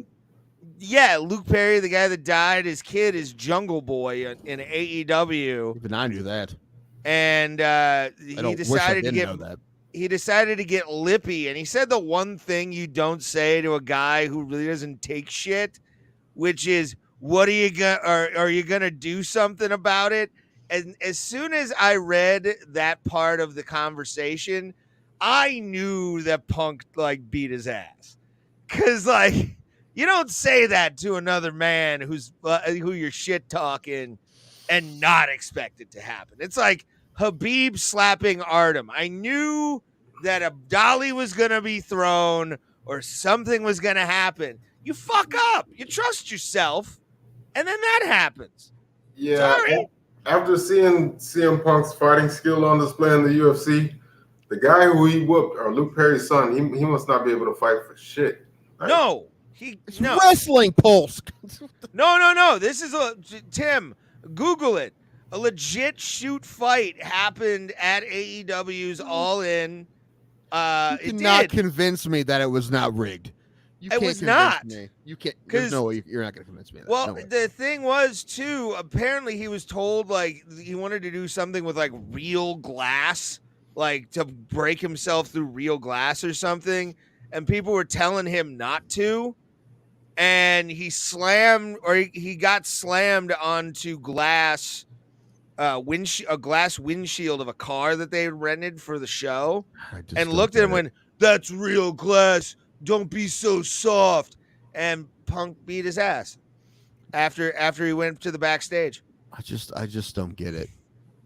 I don't either. I don't get why people hate on CM Punk. I don't. I just don't get the entertainment of the entertainment value of wrestling. You need to see it live, Tim. Listen, I told you, I'm trying. If you haven't been able to tell, I've tried a lot. Well, there's every time I watch it on TV, I'm like, this is not entertaining. You need it live. It's like hockey. It's better live than really it is. when you can see them pull the punches. I don't know. It's not even that. It's the environment. Also, that's not the part of it that bothers me. It's just, I get it. It's like combat theater. I get it, and it's not. But it's just, I don't know. Just everything all together. The storylines don't interest me. Like, I'm just not into it, man. No, the storylines. No, I'm gonna tell you. But the history of it's really interesting, and I do like the history of wrestling. That's interesting. Well, are you interested? It was fucking wacky. Are you a fan of real theater, like stage plays and such? More or less. Okay. Yes. I was just wondering. Not a giant one, but yes, I appreciate some theater. Don't really go that often, but I do appreciate it. But like, there's just like the drama that's going on in AEW right now is like the shoot drama between. It's just weird. Like, I would never believe any of it's real, man. No, it's real. It's you can't convince me. It's fucking real, man. This is the behind the scenes shit. This isn't like in front of the camera. Punk came out after he took down Jack Perry and had a banger of a match with Samoa Joe in front of 81,000 people. So Samoa Joe still wrestles? Yeah. Him and Punk wrestled on Sunday. Well, it was a great match. I stopped watching, but I watched Raw for the first time in a while just because I wanted to see the tribute that they did for Bray Wyatt. Yeah. And I was surprised to see the Edge is still going at it, man. Like I remember him and Christian when I was in junior high. I'm a grown man and he still wrestles. That's like Christian had a casket match on Sunday, actually. With how about this lineup for you? Christian, who was the other one? Some guy, I forget the guy's name already. I can't remember the guy's name. Darby Allin, who's like a star in AEW, and 60-some-year-old Sting. I know who Sting is. Yeah, Sting got slammed onto a casket. He was ready to rumble. Yes, he was. Still has that kind of face paint, too. I had a Sting action figure at one point. I still say they messed up. It was given to me, and I don't know. What? Sorry. Oh no, I was just gonna say I think that they messed up his one and only run in the WWE. They if they had booked it right, it could have been amazing, I think I'd be more interested in wrestling if they let me run it. I I would mean, actually, promotion that lets me write for them. I'll be the Vince Russo of a local promotion. I will beat your motherfucking ass. Well, in the way that I'm like, I'm going to bring a new innovation, and no one's, but it's going to like weird shit. They're like, oh, man, there's a reason we haven't done that before. Like, let's have them fight for real and stuff like that. Well, my thing is, he should have been the one to end the Undertaker streak. If anybody was going to do it, you know? Vince Russo? No, Sting. How many times do you think that guy wrote himself into the script? Then Vince Russo comes out. Yeah, probably. 14-0. 14-0, bro. I'm gonna beat him, bro. He's such a douchebag. Blocked me on Twitter. Hey, Vince. Fuck you. Have you ever heard Jim Cornette speak about Vince Russo? I go to sleep to the Vince Russo, Jim Cornette rants. I sleep like an angel under the anger that is my Lord and Savior, Jim Cornette. Yeah, no, he really wants to kill that guy. Like, a goal of mine is to try and convince him to come on this show. Who, Jim Cornette? Yes. And just like shit talk Vince Russo for half an hour. All I need is 30 minutes with the man, and we can shit talk him. I can show him that I'm blocked on Twitter by Vince Russo, and thank him for all the years that he has entertained me. Well, was it Eric Bischoff who decided to bring him to WCW, or did they just do that to spite Vince McMahon because he was like a top writer there? He apparently had some of the higher ups in WCW wanted, or Turner Broadcasting wanted him on there because he convinced them. I don't know how. They must have really been on some good shit that day to be that dumb to fucking bring that dummy there.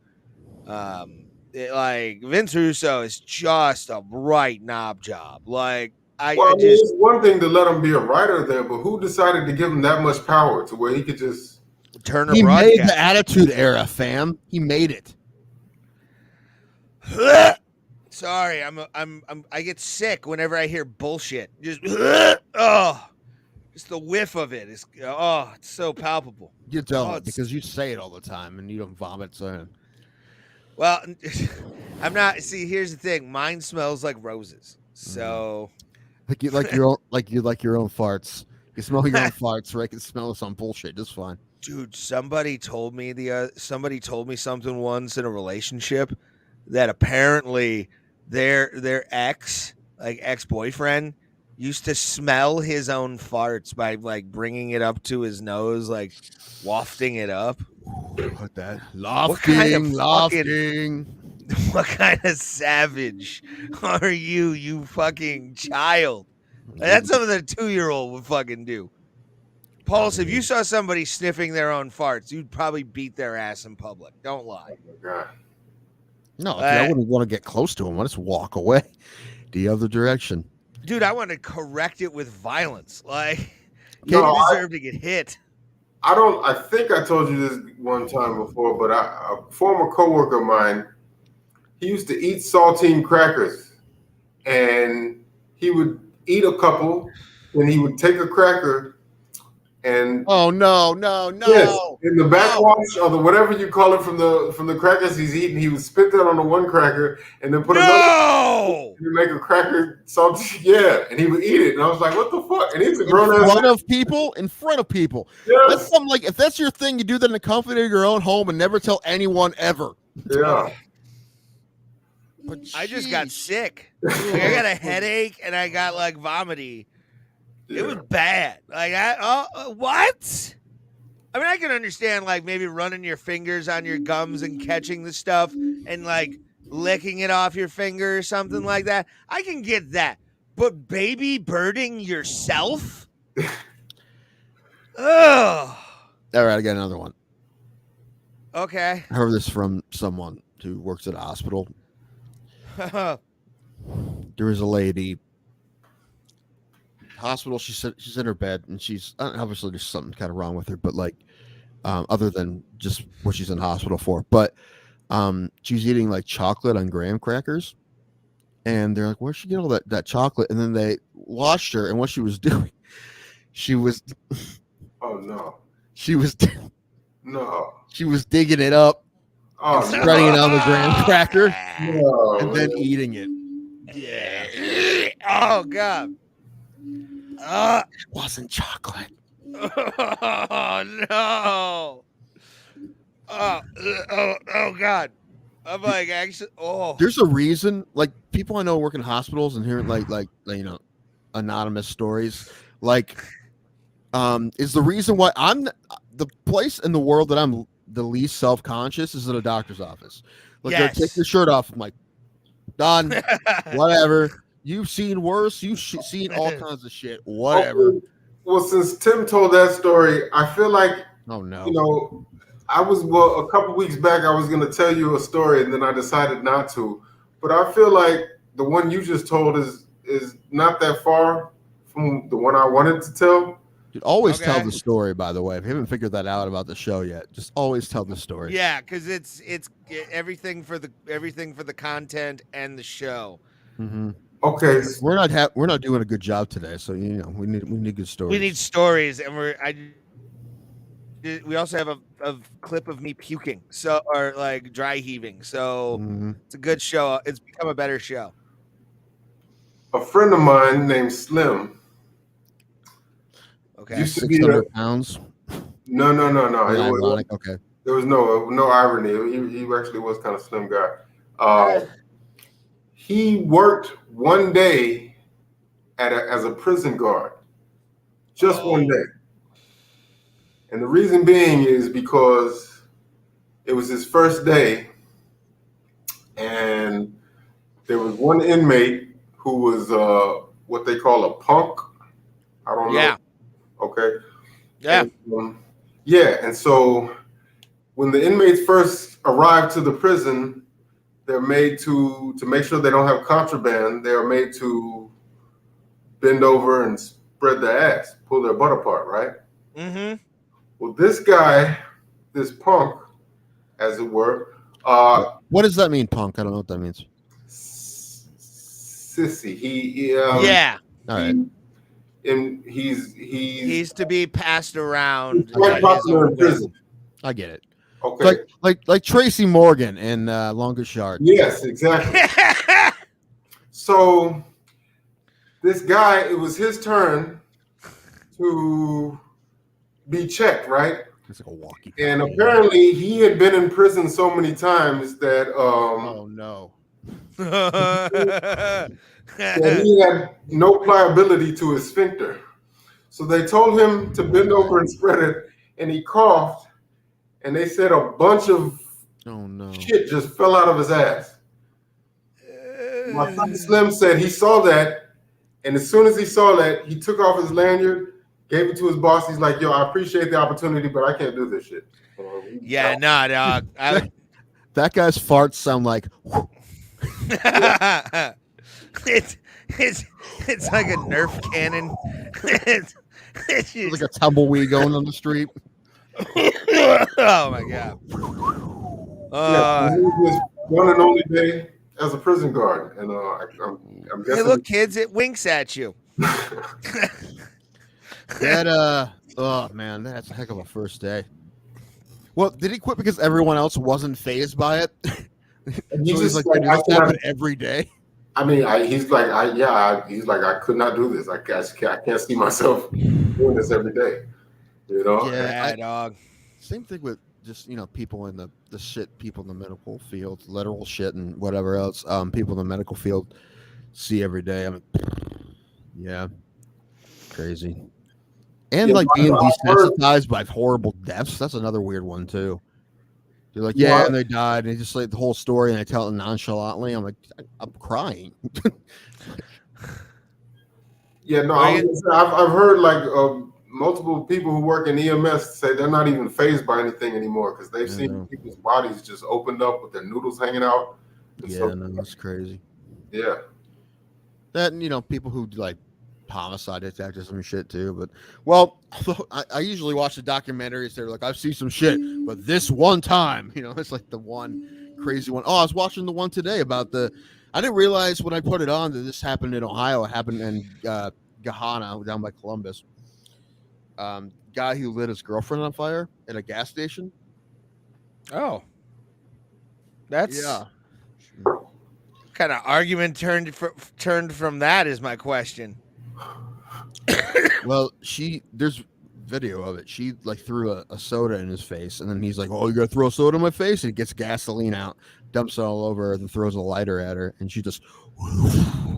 There's some underlining. That was a lead up to something. Well, That no, of course, was- but also this guy's been charged with domestic abuse like a That's what I'm dozen saying. times. Yeah, he's a It real piece of shit. escalated. He's a real piece of shit. Anyway, you hear all about that in the documentary. But she was the first person, I think, in the country to have to take deposition to testify in her own murder trial. Because she took a deposition before she died, and then she died, and then they used it as evidence against him. Interesting. Yeah, it's the first person to ever do that. He ended up pleading before the trial. Once they said that was admissible, he pled guilty. So because they knew he was going to get they wanted the death penalty, but he got life, which good. That guy's a piece. Like you hear everything about him. That dude's getting his. Shit. That guy's getting his head beat. Is he dead? No. Well, he's getting his head beat in on a regular basis. He's a big fella, dude. He's it doesn't matter. He looks like one of those guys. Everybody in the yard is aiming for that guy. Like from the stuff I've heard from prisoners and stuff, as long as you don't fuck with kids and like women, you're gonna be pretty good. But if you do those crimes in prison, you're fucked. Maybe they're keeping him in protective custody, so where he's not. The worst is the people that like. Even the prison guards will let him out into like the yard maybe once or twice. The worst are the ones, and it happened in Texas. I talked about it before. There's another documentary about it. I forget what it's called, but this is a younger guy. When he was in high school, he was charged. A kid said that he molested him, a little kid, at a daycare, but the kid was mistaken. It was a young kid, but he was mistaken him from someone else. But he was convicted, and I'm like, how bad would number one, you're in jail for something you didn't do, but you're in jail for child rape that you didn't do. I know. Again, one of the worst things you could be accused of. I know. In prison, like that paperwork. Insane. That paperwork check had to suck. Get acquitted. Yeah, the fact that he even survived long enough to get acquitted, which he did eventually, but like. He had a scholarship to Oh, I remember that. Yes, a football player, strong safety. Yeah. He played some town just outside of Austin. Yeah.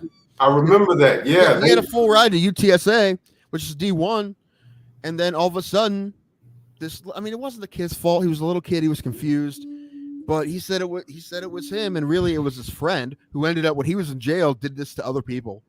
Yeah, no, the guy, the wrongfully accused guy, he said they definitely tested him in there. I'm sure that. Oh, man, I bet. I mean, I couldn't imagine. Like, dude, I don't. Anytime I watch anything about anyone wrongfully accused, and number one, it freaks you out. Things is gonna it's gonna happen to you at any time. I'm like, dude, this is gonna be a fat dude with my description, kill somebody in New Philly, and the fucking cops are gonna come get me, man. But. But if someone accused me of anything I didn't do, even the most minuscule, I freak the fuck out. Like if someone's like, you ate the last Hot Pocket? The fuck I did. I'd be pissed about that. So if someone accused me, I guess what I'm saying is the composure of some of these people who obviously didn't do these things when they get convicted, good for them, because I think I'd lose my fucking shit. I feel the same way. Like I would not do well if I was. You remember that guy on that Netflix doc, Making of a Murderer? Yeah. He was accused twice. He was accused of murder. He's used to it now, and it's like pretty clear that he didn't fucking do it. But I'm like, I would not have been a model defendant in those cases. I would have freaked the fuck out. Especially every time I heard someone lie in the stand, I'd have a hard time not saying shit. I mean, you say that, but then your lawyer's like, dude, this is the worst possible thing you can do, and you got to fucking hold it together. But if I was ever accused by the law of doing something I didn't do, I'd freak the fuck out. Oh yeah, I'd get arrested just like Probably. I'll Flipping get the arrested table in the over. interrogation room. Oh yeah. Was that rule, that double jeopardy rule? Is that a real thing, or is that just a movie with Tommy Lee Jones? No, that's a real thing. You can't be charged for the same crime twice. So does that mean that once you're acquitted, you get a free murder? No. It would only be if no, not if you're acquitted. Let's say you did, I don't know, 15 years for killing your wife, right? Manslaughter or something. And then this is what happened in that movie. But then it turns out that your wife wasn't actually dead, right? Like in that movie. Then you could technically, that's an extreme example, but yeah, that's you could kill your wife if they found out she was missing, but they said you killed her because she was missing, but then it turns out she's alive still. If you already did the time, you could then do it and not go back to jail for it. But I don't know of any time that's actually happened. I mean, that's what would have to happen, right? Someone has to be missing and they assume them dead, and then they charge you for their murder, but then they find out they're not dead, and then you already did your time, then you could kill them. But I don't think that's ever actually happened. Tim Danko. I don't think it's ever actually happened though. Like, how crazy would it be for that? Yeah, I don't know. It's hard to charge someone with a murder without a body, although it's been done. But the body. No, they found her body. I was gonna say Sam Shepard was one of them. I think it's been done. I don't know. But I kind of worry about myself how much I like true crime. I was thinking about this the other day. True crime doc. I'm like, fuck yeah. However, like the stuff when they show scenes and really crazy stuff, it doesn't make me feel good. It makes me feel fucking awful, But I think what I like about it is I like the law aspect of it. That's interesting to me. I like the mystery aspect of it too. That's interesting to me. But the when they show fucking shit, I'm like, no, I fucking hate that part. I don't like that part of it. And some of those cases, man, make you fucking feel like shit. But no, I think it's the law aspect that I'm interested in. I don't know. I watched criminal psychology stuff on YouTube. There's some good shit. Yeah, the Jodi Arias case. She's a fucking crazy person. What? No, I was just gonna say that's why I go out of my way to not have any dealings with police officers, because people can get wrongfully accused, and I just feel like, oh man, you're in Texas. That's like capital of the wrongly accused, regardless of who it is. Yeah, I watched a movie about that guy who they said burned his kids alive. And they killed him, but now they're saying like that there was an accidental fire. I mean, I'm sure throughout history there have been people who have been put to death who they would later find out that they were innocent of the crime. That's one of the main reasons why I personally don't like the death penalty. That's because there's no way they haven't put innocent people to death, and there's been a lot of people on death row who got acquitted. So like, how much longer? How close were they to getting put to death?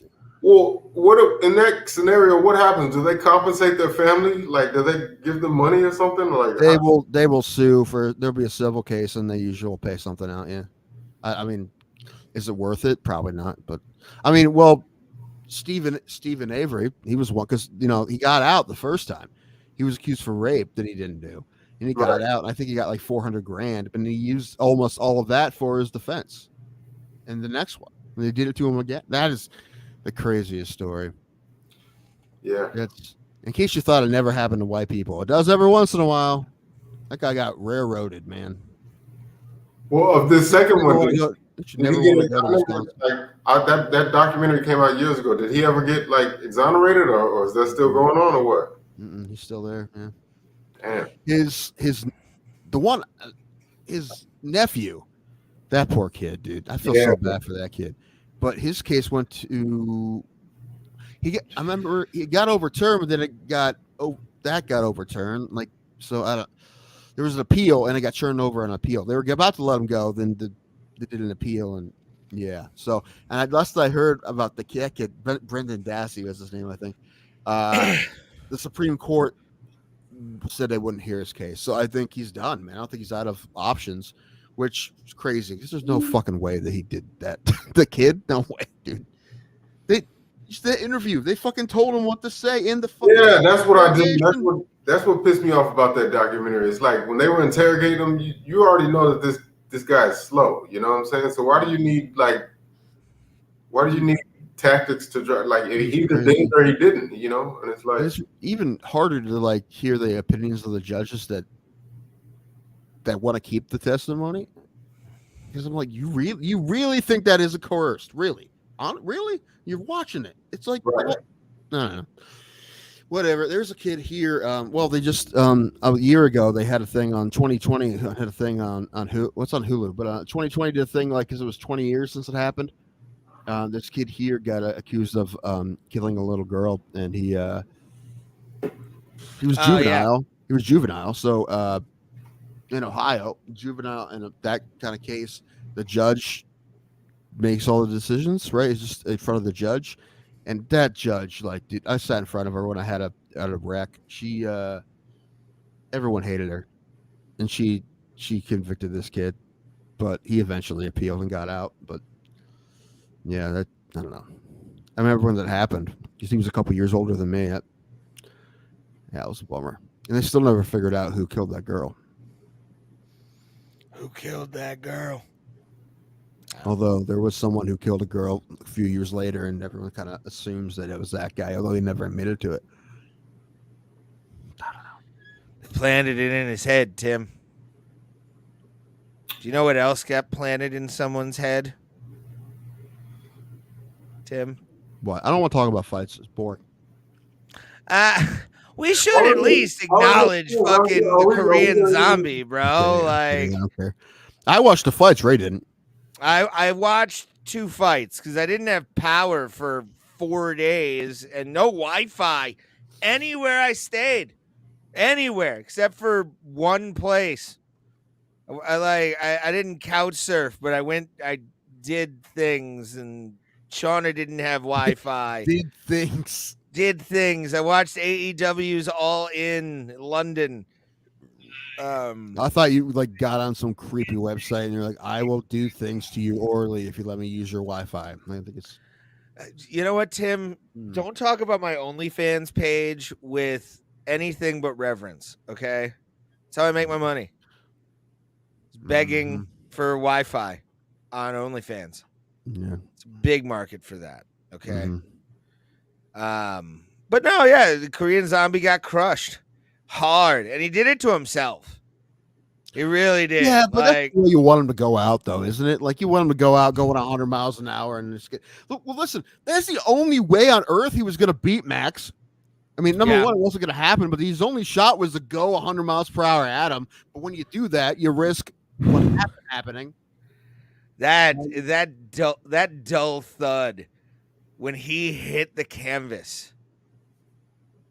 What was insane. Like when he got that gash on his head from hitting the floor, like he hit hard and it almost rubber band. Like you saw him, it was like a wacky waving inflatable arm tube man 1 second, and then he's just deflated. It was weird to see, but he got fucking cracked. Pretty good shot by Max, to be honest with you. He took a couple to give a couple during that fight. So I mean, it went exactly the way we all expected it to. Yeah. Like we all been, oh man, zombie doing his thing, fucking tough as fuck, fucking going 100 miles per hour at him, but then he gets finished. I think it's what everyone expected. That's what I said last week. I mean, that's what. Well, Holloway usually beats his opponents with volume. This was the first time I remember one punch KOing somebody. I think they said it was like 2018 was the last time he knocked someone out or something like that. I think it was Ortega. Yeah, it was the last knockout that he had. To go that far just on boxing volume alone and pull out wins is pretty impressive, especially at 145 with a lot of fast guys. He's still doing the damn thing. He's only early 30s? Yeah, I mean, he's been in. To me, the question is like, does he get a 4th shot at vote because he's beaten every contender? There's nobody. Yeah, yes, only because it doesn't make sense otherwise. I mean, I don't know who else they got to give him. Taporia. All right, well then after that, I mean, there's not going to be anybody else. Right. Well, there's always a chance that Volkanovski moves up to 55, in which case that belt is as good as Max's. I hope that happens. I don't want to see Holloway fight him again. He had a lot of chances, and it didn't go well. So I don't, I don't even like trilogies that often, or even rematches a lot. When I say a rematch, I'm like, oh, this has happened. Like Smith and Span, I'm like, this happened already. Oh, what did y'all think about that? Did y'all agree with the decision? No, but No. no, I had Span but- winning the third round. Yeah, but not by a lot, though. I mean, no. I've seen a lot worse because it was so close that I couldn't even be mad about it. I'm like, whatever, man, do better. But no, I think Span had it by a little bit, but Yeah, I would have went not by much, 29-28. I would have went 29-28 down the board if I had all three cards. doesn't make any sense. Or all three rounds, I mean. If I was judging, it would have been 29-28 Span for sure. I think he won the third round, but not by a lot, by like no this much. So like when they said Smith, I'm like, whatever, close enough, whatever. Both guys were real. Both guys, Span though did look gassed in the third round. I mean, he put it on in the second, trying to put away Anthony Smith, but like I wanted to say Anthony Johnson for some reason, but Anthony Smith just that fucking shiner on his goddamn eye. Holy shit! When he got cracked with that, I thought it was over. But damn, son, to be able to bring that third round back into his favor was kind of crazy. And he was on the ground for a lot of it. Yeah, so I wanted Span to win because with Smith winning, it's like he just solidifies himself as a gatekeeper. He can't beat the top guys, so no. It's like no, I don't know how much he has left anyway. Yeah, yeah, it's kind of I don't know how to because that was such a close fight, and again, I thought Span did enough in that third round, but that first round was definitely Anthony Smith, like without a doubt. Yeah, but the second round was definitely Spence, but it was the third round, you know. Yeah, and I still think, but again, it was so close that I just I don't care. Like, I'm not mad about it. I'm like, whatever, close enough, whatever. What you guys think about Erin Blanchfield? Dude, she's awesome. We already knew that though, but I mean, her fighting like that, especially making the adjustment after the first round to like dictate the fight like that against Santos. I mean, I don't know. Did anyone say it was boring? If they did, I have a thing to say to them because they're dumb. They're dumb. Does she have what it takes to beat either Grasso or Shevchenko? 100%. Yes. You think so? Yes. She's a beast. Dude. Yeah, I think she could do I think it. she's very possibly the best in that division right now. And this is without me watching that fight. Like you asking that question, even I can answer. Yeah, I mean she's a fucking dynamite fighter. Well, so, I think there's one more test before they give her a title shot, and I think it has to be what's her name, Tatiana Suarez. Is that in the same class? Or is she a division below? Let me look. Hold on. Because I thought she moved up. Let me take a look at the rankings here. Where they have her in the rankings? But yeah, I think Blanchfield can today, and it's been pissing me off. All right, what do we got? And that's what? Oh no, the only other person anywhere close to her in the rankings, Blanchfield. I mean, Shevchenko's one, and then she's two. But then Farrell, the French chick, but she's fighting. I think she's switching divisions, right? She's fighting Rose next week. Yeah. So, yeah, dude, it's gonna be Blanchfield. She's absolutely gonna fight the winner of Gross. I mean, even if it's Shevchenko, I'd rather see Shevchenko fight Blanchfield than the third trilogy fight right away. Isn't that like 3 weeks from now or something? Yeah, like it's that? pretty soon. Yeah, pretty cool. We finally get it's been a while since we got a title fight without a pay-per-view, so that's cool. We used to get a lot. We haven't got them in a long time, a couple years at least. And I'm going to have a little bit more interest in that one because of the fact that we were there for the title change. Fuck that fight. Wait a minute, that's going to be on a fight night card? Mm-hmm. Yes, it is. Which goes to show you how Dana White absolutely gives a shit about women's fighting right now. Amanda Nunes retires, and they're like, "Fuck it, fight night. Let's just." Like, Have they, let's have just they put made them a where they decision? belong. Have they What? made a decision on featherweight division yet? I don't think they've actually said it. They're like, there's just not enough. I don't know. I feel like if they went out and looked hard enough, they could put a featherweight division together. I just don't think they give a fuck. Yeah, I'd say take Invictus maybe or something like somewhere like that. I mean, well, they should. They didn't sign Kayla Harrison. If they would have done that, it would have been different. But Yeah, but I don't think be a Kayla full Harrison fight? would have been able to like hold her own in the UFC. Listen, Bellator, yes. no, she's fighting all the featherweights. In PFL, there's no featherweights in the UFC, so all the featherweights are in the fucking PFL. And she's beating all of because them. Uncle Dana doesn't know how to run a 145 division. There's not. What I'm saying is, there's not going to be this magical. If she came to UFC and they made a 445 division, where do you think they're getting those girls from? It's not like they're just going to be some magical, higher quality 145ers coming out that will only fight in the UFC. No, they're going to get them from the other organizations. Well, so Sure, what they're already happened beating them. since Nunez retired? Did they just disbanded that division or what? Like They haven't said anything yet. I don't think so. I don't think they've said for sure, but it sounds like they probably will because then, I mean, there's no 45 fights anyway. They only have a couple 45 fighters. Danielle Wolf, is she still even fighting? And then Norma DeMont. Well, it's been rumored that Ronda Rousey might be interested in coming back, and if she does, maybe she doesn't want to cut weight. No way. There's no way. There's zero upside for her in that. There's none. What is the up? There's no upside. I mean, if it's a division that's wide open, she was such a star. There's no upside. She doesn't need it. Yeah. And she wasn't. All I can do at this point is hurt her. There's no way she's going to come back and be able to beat these girls. No way. Well, I mean, Nunez is gone, so that's one ass whooping you can avoid. Yeah, but they're so much better now, all of them. And it's not like she was been training this whole time. No, ever since her and Travis Brown got together, they both started sucking. It's coincidence probably, but it's true. Well, I mean, Travis was on the way out though. They both were. Yeah. I mean, this is the game. The women's game evolved past Ronda.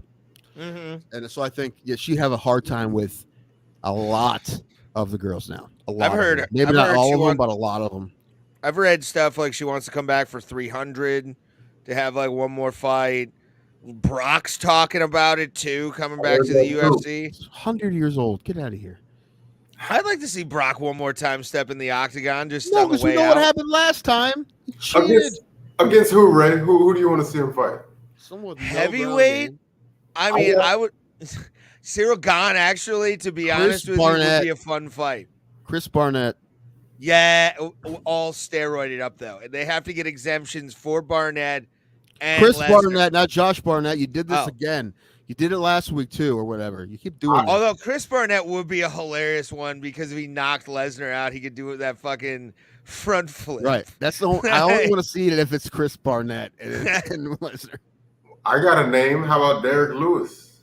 Ooh, that would be Lewis fun. fucking kills him. I hope at least. That'd be fun too, actually.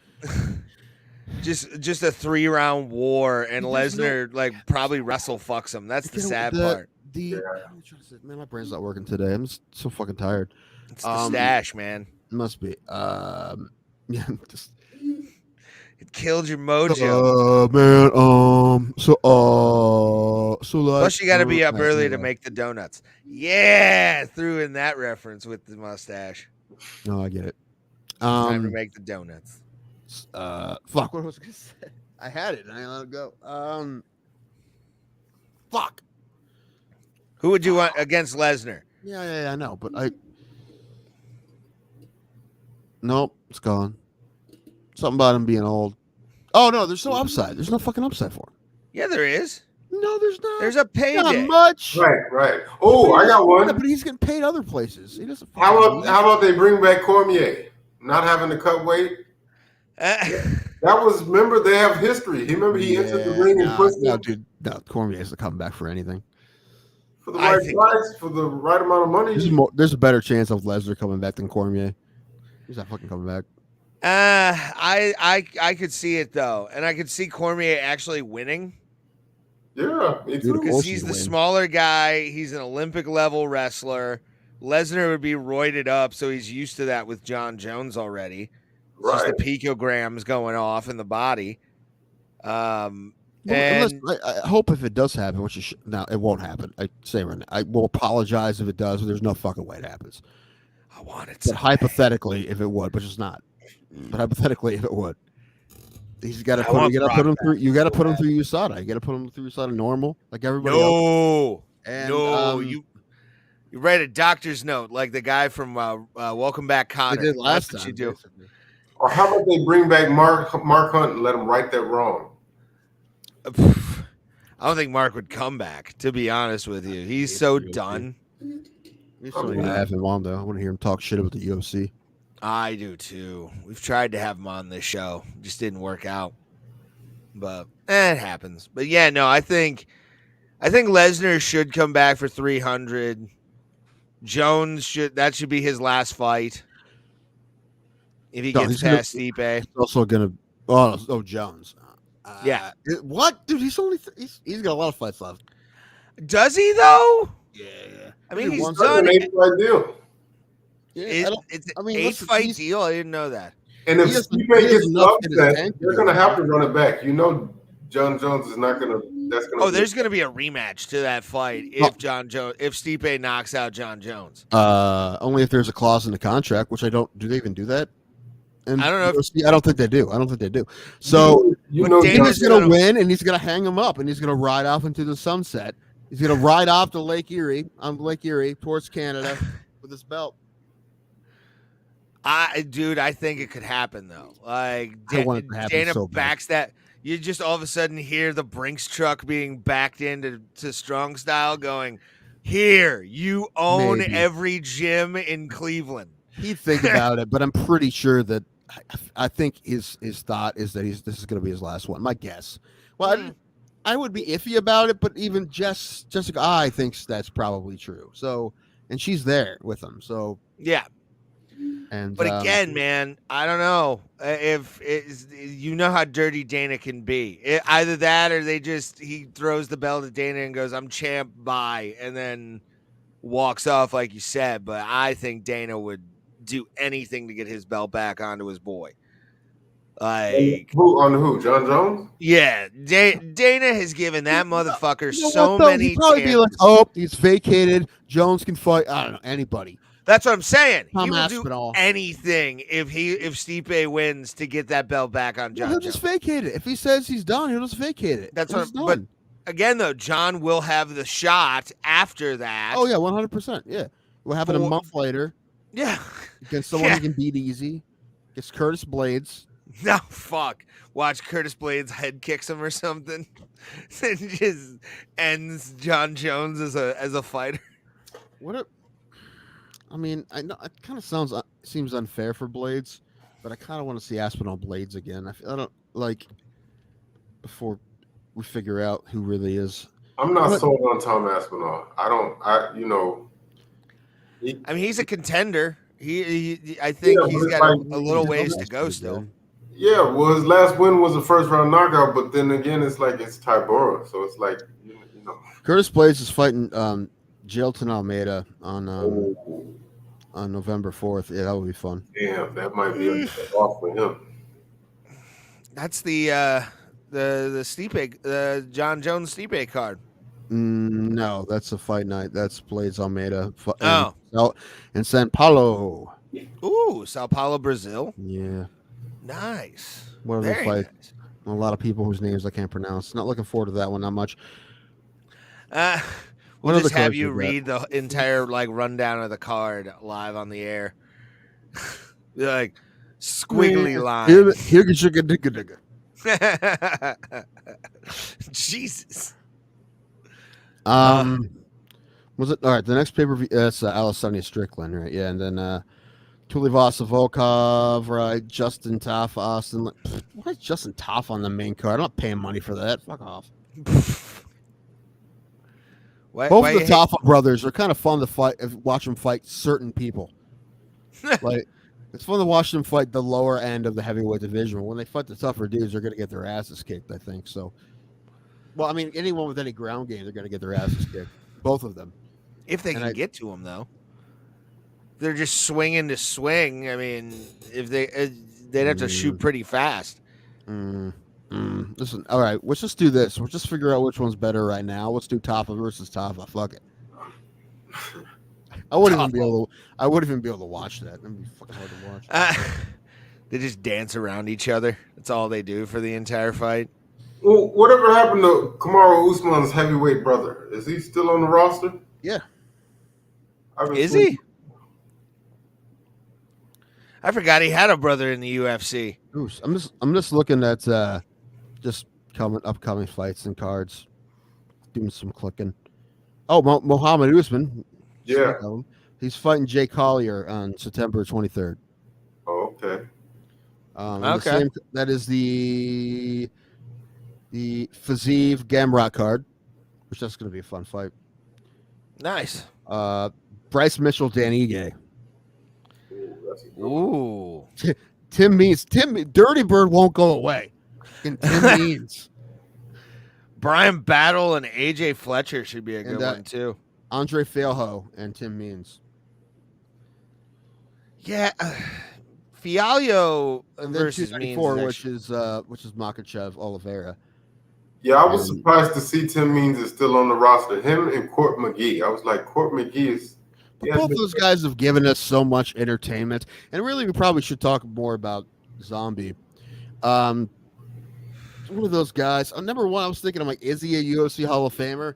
And at first, I'm like, no. But then I'm like, well, they set a precedent when they put Cowboy in. You know that. Oh, who, Korean Zombie? Yeah.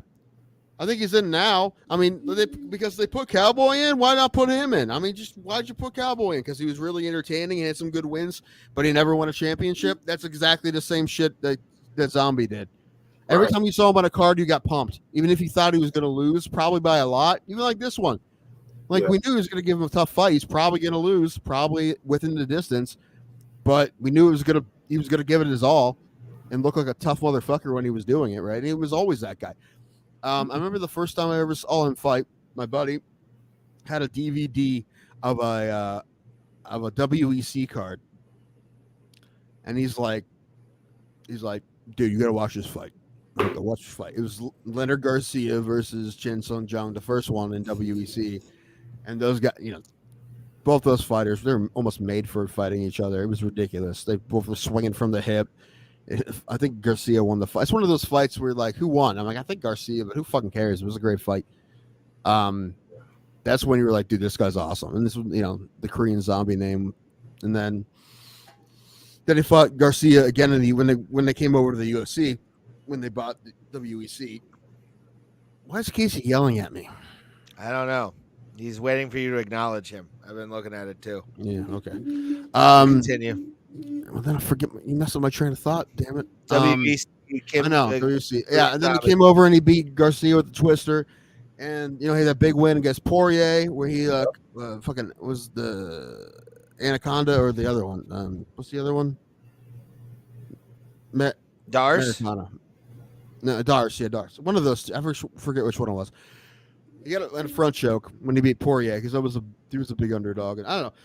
All the fights with Jung, then he had to disappear because he had to serve in the military, but he was the man. Right. And then when he came back against Bermudez. That fight was at Houston, and I remember it was a lot of hype around that because I believe Jose was the champ at the time, and he knocked out Bermudez in the first round, and it was like Zombie's back, man, and he's had a hell of a career, that's for sure. Can you put Casey's comment up for a second? The last one.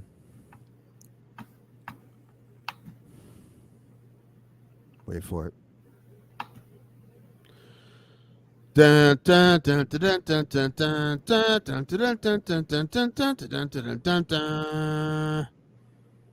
there you go, buddy. You got it. That's for you.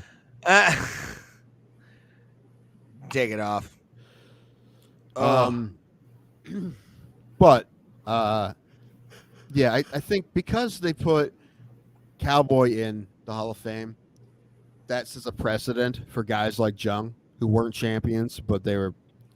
not just him, but also a couple guys who are still fighting. But because Jim Cowboy Miller. got in, you might as well give it to Jim Miller. You might as well give it to Matt Brown, right? If Cowboy's a Hall of Famer, so are those guys. Well, Matt Brown should be a first ballot Hall of Famer when he retires. To me, I think, or shit, even as like an active fighter, I really wish they put. Jim Miller said he'd do it. I know he said he'd move up to 170. I really, really wish they would do Jim Miller, Matt Brown. That would be the most beautiful fight. That should happen, dude. Like, I mean, I don't know if they can. Well, yeah, 300. Miller wants to fight on 300, dude. You see, that'll be a great fucking prelim on 300. Jim Miller, Matt Brown. That'd be so fun. That would draw everybody. That would draw everybody. That'd be fun, Every man. single Everyone would person love on that. earth that loves fighting would love to see that fight. And they still got enough fight in them. That's going to be a good fight. They can still pop. Matt Brown just knocked his last opponent out. Jim Miller still got it. They both still got it enough that would be a fun fight. And the only thing that's weird would be like, oh, well, Miller has to move up. Miller said he'd move up. He's fine with it. No big deal. What's your favorite Matt Brown moment? Columbus. Well, I mean, I gotta say, seeing him fight live in Columbus against Barbarino, that amazing fight that I still think to this day he got robbed on, but like it was a great fight. So I think it would have to be that one because we saw him live, and in his hometown. He lives 10 minutes away from the arena. People going nuts when he playing that metal song he walks out to. He's like basically running down the aisle. That was it. But like I said, it's kind of biased because I was there to see him fight. So, but other than that, the Eric Silva win when he beat Eric Silva in Cincinnati. I gotta say, for me, when he obliterated Diego Sanchez with that elbow, that was the greatest thing ever, man. Dude, that was a couple years ago, and that was his original retirement fight. But he's like, dude, I feel too good to stop fighting now. He's like, I just knocked Sanchez out. Like, I'm not gonna stop. And he's looked decent for the most. I mean, they had him fight. What was that guy's name? Baeza or whatever, and that was he got knocked out, but it was a good fight for a while there, and he just won his last fight. So I think he's got at least one more in him. Have you ever reached out to try to get him on the show? Because he actually has a fascinating life story. I don't think he's he's a big interview guy though. I don't.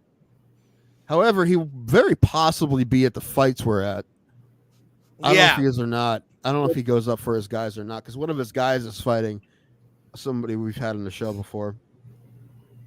That'll be. Oh, also, a big shout out if we're talking about 250 guys. Hunter Watt won his championship fight last weekend as well. I mean, he has 9 fights now. He's 8-1. I think I don't know, but I'm assuming he's probably pretty close to turning pro. You need 9 fights in Ohio now, and he's 8-1. I think he's probably pretty close to it. And he's champion. I mean, are they waiting for him to do a title defense and then put him up? I mean, well, it's in a different promotion. He's like 3 belts at 3 different promotions. So still, make that kid a pro for God's sake. Well, it's on him when you want to go pro. True. But I think he needed 9 fights in Ohio, so he has 9 now. He used to be 5. Now it's 9. Yeah. So when did they change that rule? A few years ago, I think. I don't know. You should also call. There are guys who are like 3-2 and they go pro. You also should call the state athletic commission to see if we can get the commissioner on. I mean, I won't call him. That's probably an email. Still, I'd love to have. I think that we should have a commissioner's corner where we bring like a bunch of state commissioners on and educate ourselves. Which fine? Which one is the worst? That'd be fun. PA probably with the fucking shin guards. Ew. They have like divisions now. Like I get it. They don't want guys off the couch to get like killed. I get it, but they have levels in Pennsylvania now, so I get it. But stupid. So it's like, I was just seeing if Matt Brown has a scheduled fight. He doesn't. Does Jim Miller? Why? Like, this shouldn't even be a question. Like, as soon as he said that he would go up to 70, I'm like, why? Maybe they'll announce it. Thinking this through, like, I feel maybe like they're holding off. Tim, you ever think about that? A no-brainer to me They want to keep it a surprise. It just seems it probably won't happen, but like I'm saying, it just seems like such a no-brainer. They both won their last fights by finish. They've both been around for it. Like this seems like you shouldn't even be thinking about it. It should have been done right away. Yeah, I don't know, bro. But at this point, what are we at? 290 what? 4? I think 293 is the next one. Is it? No, was it? Strickland versus Adesanya. What was the last one? What did we just watch? I forget already. Aljo. 293. 293. Yeah. Oh, UFC really? 293. Okay. That's the next pay-per-view. So it will be like next summer, right? So, well, about if you say 1 month, it'd be What month is it? Okay, so you're talking doing math in my head, like March, like early. Yeah, okay. So that's not impossible. I mean, Matt Brown's 42, but I just say that because Jim Miller said he wanted to fight on 300, and I mean that would be just a fucking awesome fight. I mean, it'd be the prelims, but it'd be a great feature prelim or whatever. That'd be fun. Like, dude, that's a fight fans fight for sure. Yeah, 300 is gonna be interesting to like see what they start announcing for that, because like 200 was so stacked because there was TJ Dillashaw was on the early prelim of that card. Cain Velasquez versus we were just talking about Travis Brown. That was on the prelims. Cain was a former champion on the prelims. Yeah, they stacked that card massively, and I'm kind of wondering what they're gonna do for 300. Well, it's gonna be in Alabama. It's gonna be in Dolphin, whatever it's called. I want it in Dothan so bad. I want that Dothan, Alabama card one more time. Let's do it. They should have. It doesn't matter where they have it, man. It's gonna sell out. Like, even though they did the what was the 20th anniversary, I think, or like they did an anniversary of the UFC in Denver. that was 25. Yeah, 25. Yeah, 25 in Denver, which was cool. They should go. John Gunther fought on that card. Yes, he did. I was supposed to go to that card until I moved back to Ohio. Yay! I remember that one. Donald Cerrone beat Mike Perry. Yeah. That was also that was right when he left Jackson Wink, right? They like picked Perry over him, and then he beat Perry. Beat his ass. Yeah. The other one was, and we talked about him, the Yair Rodriguez knockout of Korean Zombie, when he threw that Hail Mary elbow from the back, like just bent forward and threw that elbow at Korean Zombie, who was coming forward. That was one of the coolest knockouts, I think, in UFC. It's up there with Joaquin Buckley and that mule kick that he did. Oh, yeah. But Zombie went down that one too. Yeah. So, Pulse. This has been a fun show so far, hasn't it? Just full of energy and vigor, and just wanting of being in a space with all of you lovely, lovely people. Thank you for being here and choosing us over Contender Series. We appreciate it because I could care less. I cared when Logan Urban was on it and got fucking knocked out by the steroid monkey, but like I don't know, I lost it after that. I was sad for him, and although his gym is going through some renovations, which is cool, good to see them growing and evolving and becoming sort of the virus, a good virus. Tim probably went potty or went to go get more drink. Who knows? Well, is it still going? Because didn't they just have the finale for the two fighters who No, I'm talking Contender Series. I think Contender Series is going on right now. Yeah. Okay. Well, what was that? Tough. That was the Ultimate Fighter. Oh, okay. I see. Yeah, and that one, I mean, that was a great fight too. And I know both guys have been in the UFC before, but that was a fantastic fight. Yeah. No, yeah, man, it's the contender series is going on right now. So they're doing. I think Maz and everybody's doing a thing over at the MMA holes. I just never cared for that. It was like it's like watching the NBA's G League. I just don't. Yeah. I know that certain guys have come from there and went on to be champion. I know O'Malley was on that show, and I think Jamal Hill. But I just don't. I'll wait till they get to the UFC if they're really something. Exactly. Yeah. And I'm listening to you. I'm doing illegal things. Yes, I'm doing illegal things. But yeah, no, I just I gave up on it a while ago. I gave up on Tough, and I certainly gave up on Power Slap. Power Slap, I never pay real credence to. I mean, I think our channel follows Power Slap just so we can like be in the follow list kind of thing. But nah, Power Slap. I watched it once. I liked it when it was Russian.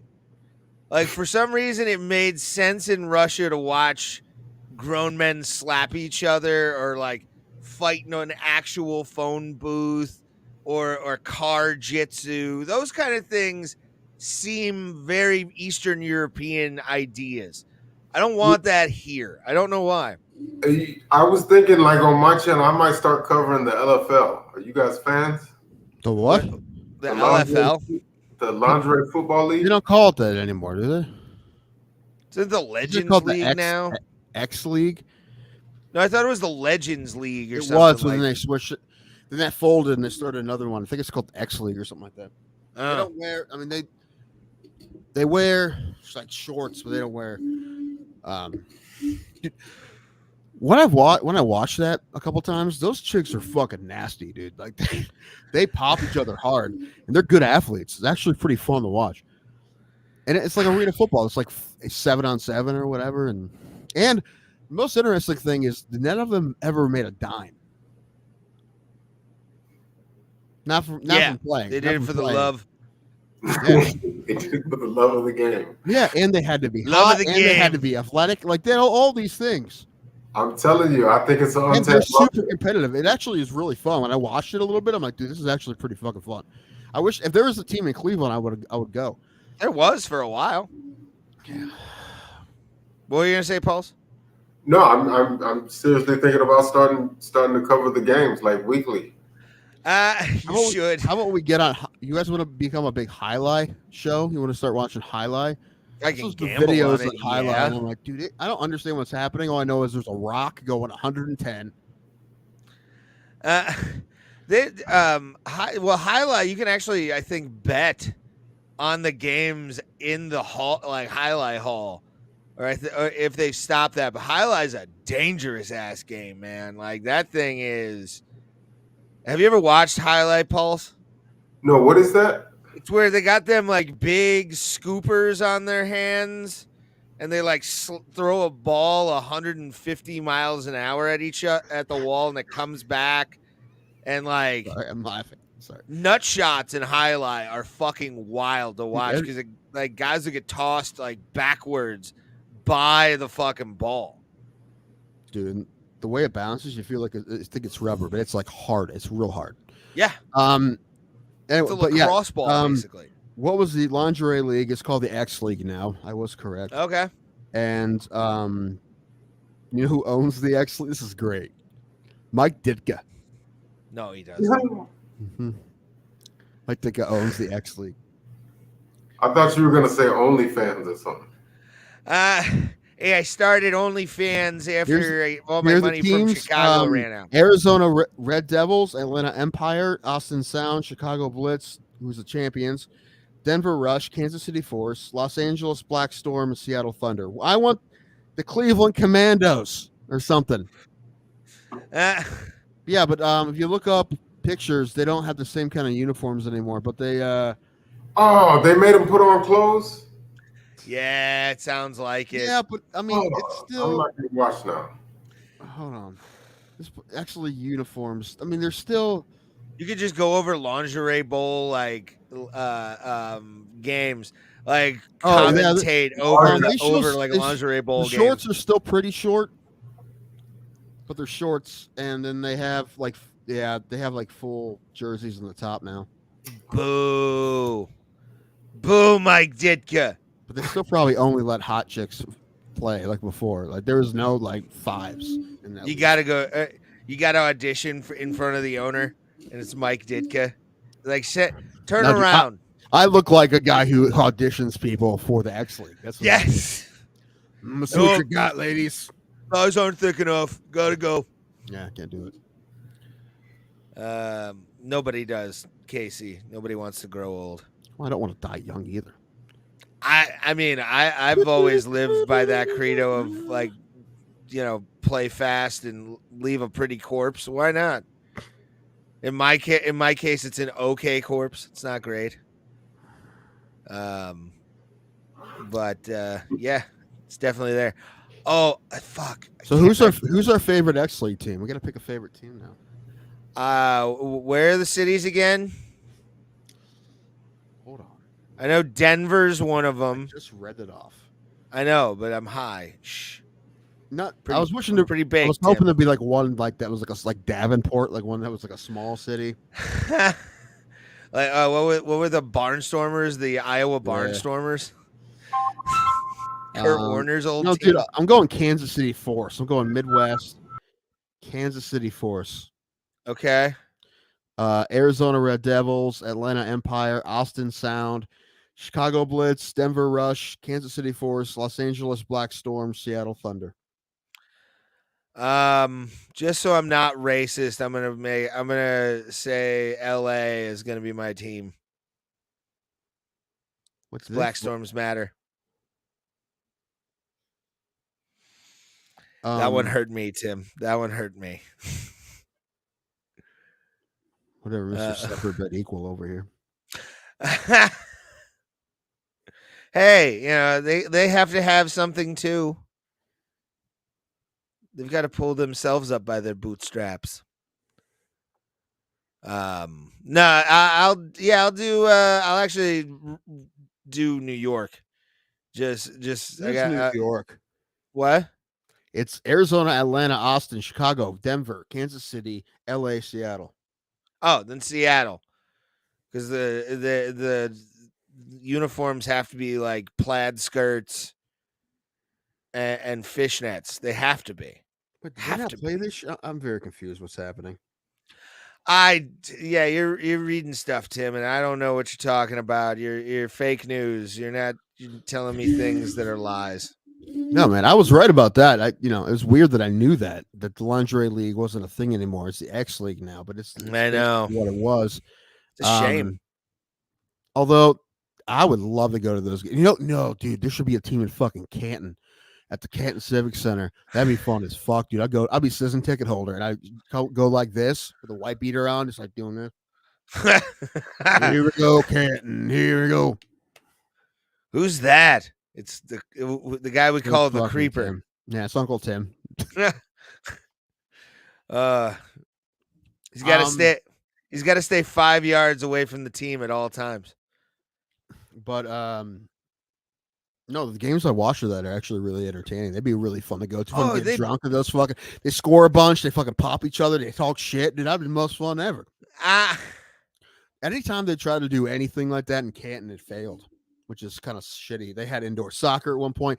They had ABA basketball. They had indoor football. The most recent was G League, and they all failed. No one showed up. Nobody goes to the games because they're all dirt poor down there. No. It's because the only thing they give a shit about around here is high school football. High school football is like royalty here, and everything else they just don't go a fuck. Like Michigan, Massillon McKinley sells out every year. Well, I take that back. It doesn't sell out because the Hall of Fame Stadium, when they play it in Canton, it seats like 23,000 now, but they get a pretty good crowd. I imagine it is actually cool. You can walk up and get tickets to that because of how big the stadium is, but there's not many seats. Like they fill it pretty thick. I only saw Massillon once, and they played Menor. Too. They brought their tiger with them. Like they brought a cage. I don't know if they're allowed to have it anymore. I forget. Yeah, this was like 2007 when nobody really gave a shit. All right. Yeah, I don't think they're allowed to have it anymore. Could be wrong Yeah. though. But no, dude, Massillon's known as like possibly the number one high school football town in the country as far as who takes it the most seriously. Oh, It's probably yeah. Massillon, Ohio. The city shuts down. Mm-hmm. I mean, I mean, like Canton, McKinley. There's other things going on in Canton, Massillon. There's, although there is other schools, but dude, Massillon, Washington football, dude, that's fucking huge deal. Massillon Tigers, huge fucking deal. Oh yeah, yeah. They sold out the Especially I now remember- that they've came back and they're pretty good again. But I remember when Menor played them at our stadium. Usually, we were used to like 20 people being in the visitors side, which was pretty small. mhm. Like it's if you've ever been, I don't know if you've ever been to Menor before for like a football game, No. but like the home side is huge, and then the other side is like maybe seats 100 people.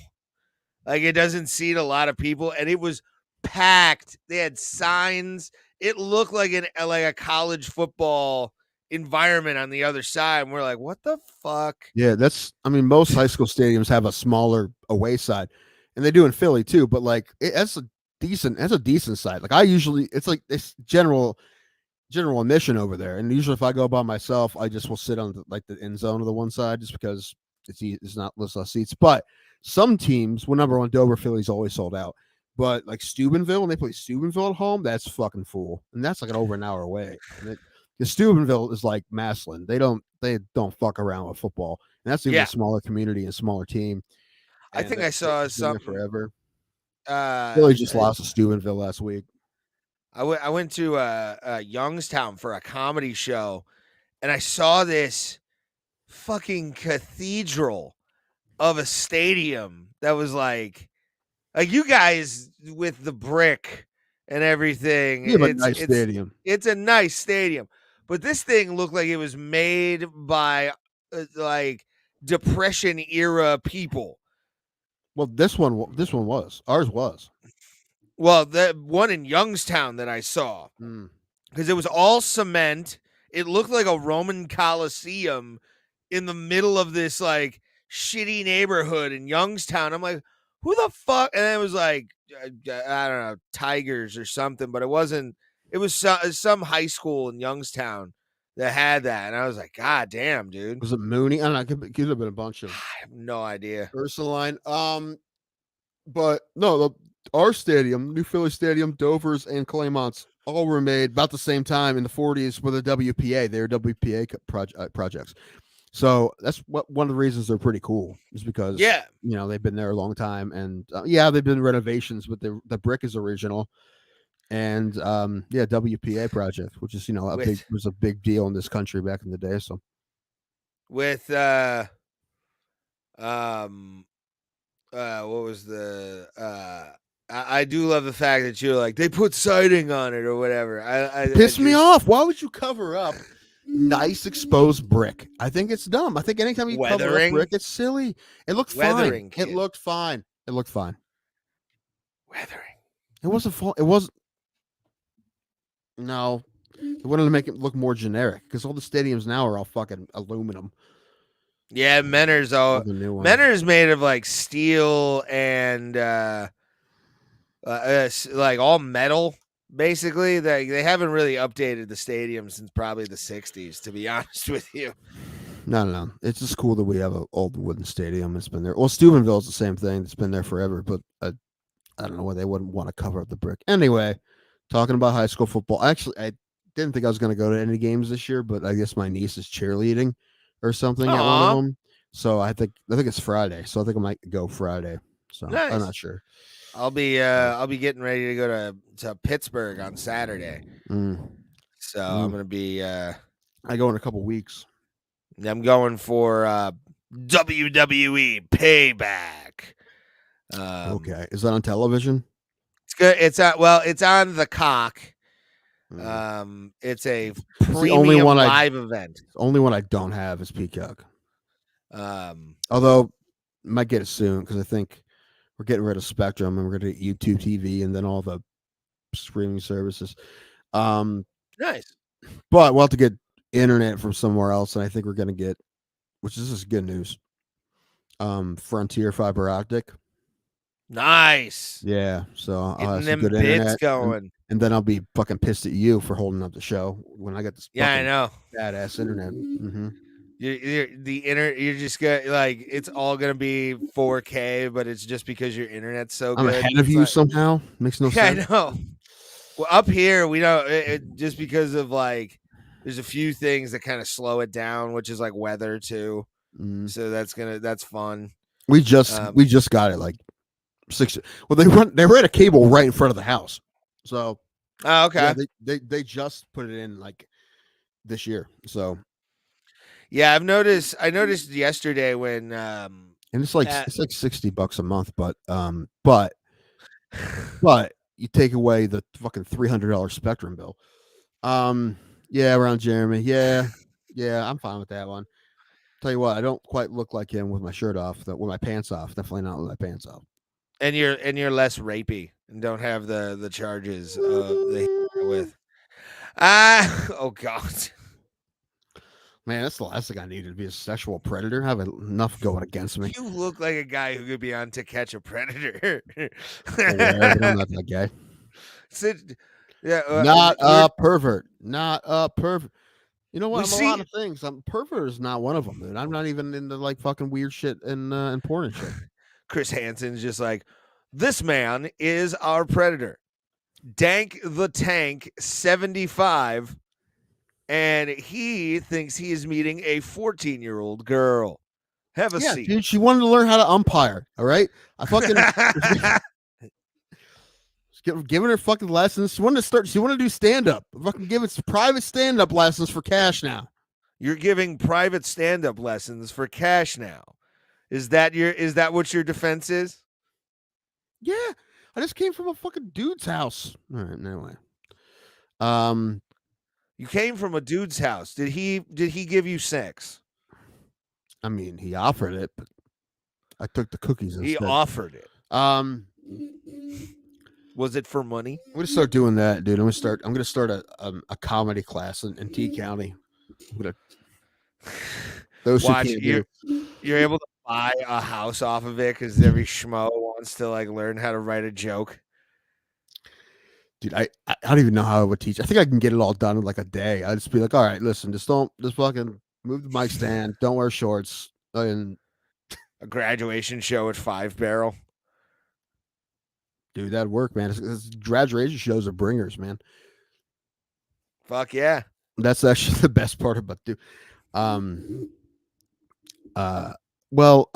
Mike Veneman. Have you heard of Mike Veneman, the late great Mike Veneman? I've heard the name, yeah. He was like a legend in up there in Cleveland until he died. And he had a class called Comedy 101, and he like willed Comedy 101 to the guy who lives down here in Newcomerstown, Todd McCune. But he's talked about it because he's like, dude, we should do this together, and then we'll do a bringer show. I'm like, yeah, we'll do it, but he's never done it. So I don't know. Need to get on him. I would do it if he wanted to. I mean, it's not really care about money. I don't know. Be nice to get like a little some people fucking want to do stand up around here. That'd be fun. Doing through young kids or whatever. I wish I would have had that when I was, younger. Yeah, that was the thing. Like, plus, I could teach a stand up class. All right. Basically, you just get out of their way. That's what I tell them. I mean, some people will try to push too. I think classes are just to get you the confidence to go on stage for the first time. Yeah. In reality, I'd just be like, dude, you just go up and you figure out what you are and what you do. You just got to go up and fucking do it, man. That's I what think you do now and how you're writing jokes now will not be the way you do it if you keep doing it. You just find your own thing. You find your own way. I could tell you maybe like how to maybe go this way and then this way, or you're going this way. No, I'm going this way, or I don't know, stuff like that. Basic joke writing premises, but like in reality, you got to figure your own shit out. Your style might not be anything like that. So. My style of comedy has. I still try to figure mine out. Like I still am. I still don't think I figured it out. this like comedy I do at this point is like stuff I find like stupid, and I try and figure out a point of view through it. Like I saw a thing today for a fishing lure that was like, it says it tastes real, and my mind went into like, how did they know? Like that's like, is this good for? And then it was like salt water and fresh No. water. Did that go into the taste test? No, the first thought like goes really fucking wacky. My first thought was like that they have some kind of fight. This company has like a basement somewhere, like 30 floors below the ground. There's like a fish boy that they've been keeping for years. Yes. Half fish, half man. And they fucking make him test the lures. He's got a checklist. It's like salt water, fresh water. Give it to Brandon Bass down in the Give it to Bass Man. Bass boy. It's down Bass there. It's like, what now? It's like, it's fine. It's fine. Can I watch Friends? Yeah, it's like, You guys didn't treat Bat Boy like this. You gave him a whole newspaper. dude, please do it like that. It's like, the next thing is, what is there, a hybrid fish boy? Yeah. Have you tried the one we what do we? Oh, the AI one, the bots. No, I have not. I haven't done it. I haven't done stand up in a while. I was actually thinking about that. Like, what joke did we go over? What joke did we work out on air? The one with the bots. Yeah, where it's like I haven't. No, you think you're excited for when AI takes over because bots apparently really like you and find you attractive. Yes. Yeah. That one I like. Bots hit on me all the time. I listen. I know you guys might be jealous, and that's why you're afraid of the AI takeover. But me personally, I clean up with the bots. And how do you? And people ask me, how do you know they're bots, Ray? They might just be hot girls that think you're hot because they message first. Okay. Yeah, right. And it's not Bumble. Yeah. If there's a Cleveland 10, she's dating an LA 8. All right. Like I am. Dude. Cleveland 10 has 4 different boyfriends. Yeah. They're all Cleveland 7s and they all make a lot of money. Yes. They're all doctors, boys. They're all doctors. That's how fucking T County works. Mm. Not only that, but like you date any girl in T County, you know 5 or 6 guys that she's dated before. Yeah. You're probably friends with most of them. Like that's just how it fucking goes here. Well, yeah, you try that in a small town. That's what you do there. Yeah, that's true. It's the only time try that in a small town is polyamory. I did see that as a meme. There's like, try this in a small town. It's like try dating a girl who hasn't dated 6 of your friends in a small town. Yeah. That's actually pretty funny. Yeah. If I knew where I found that, I'd send it to you. But it's probably Dan Brady probably put it up. I guess. I don't know if I haven't talked to him since since I'm a piece of shit. You know, I mean, you are, but you are a piece of shit. You know, I am, but I'm not like an insensitive piece of shit. Off air, not on purpose. No, shit happens in life, bro. What happened to Pulse? Oh, he left, and did he tell us what? Did he message? No, he got a call. Remember, he got a call. Okay. And had to deal with that. So, yeah, we could. I don't know, Tim. I do not know. Oh, he gave me shit for the black thumbs up emoji too. Listen, I use the black emojis. All right, people, get over it. Pulse. Why are you black? Yes, I see. You shouldn't be using that. Even I know that. There are fucking cartoons. They don't look like anyone. They look real, Tim. I go with the ones, again, I find most attractive. So you're like the girl in an airplane? That makes a lot more sense to me. Yes. It makes more sense to me than, oh, it looks like me. None of them look like you. Definitely none of them look like me. Ryan Kills is all about using the black emojis right there. I How finally you gonna get fixed. down here for Andrew's fight? I'll figure out a way. Bus. No, I'll probably give my mom money to bring me to and from. That's a long drive.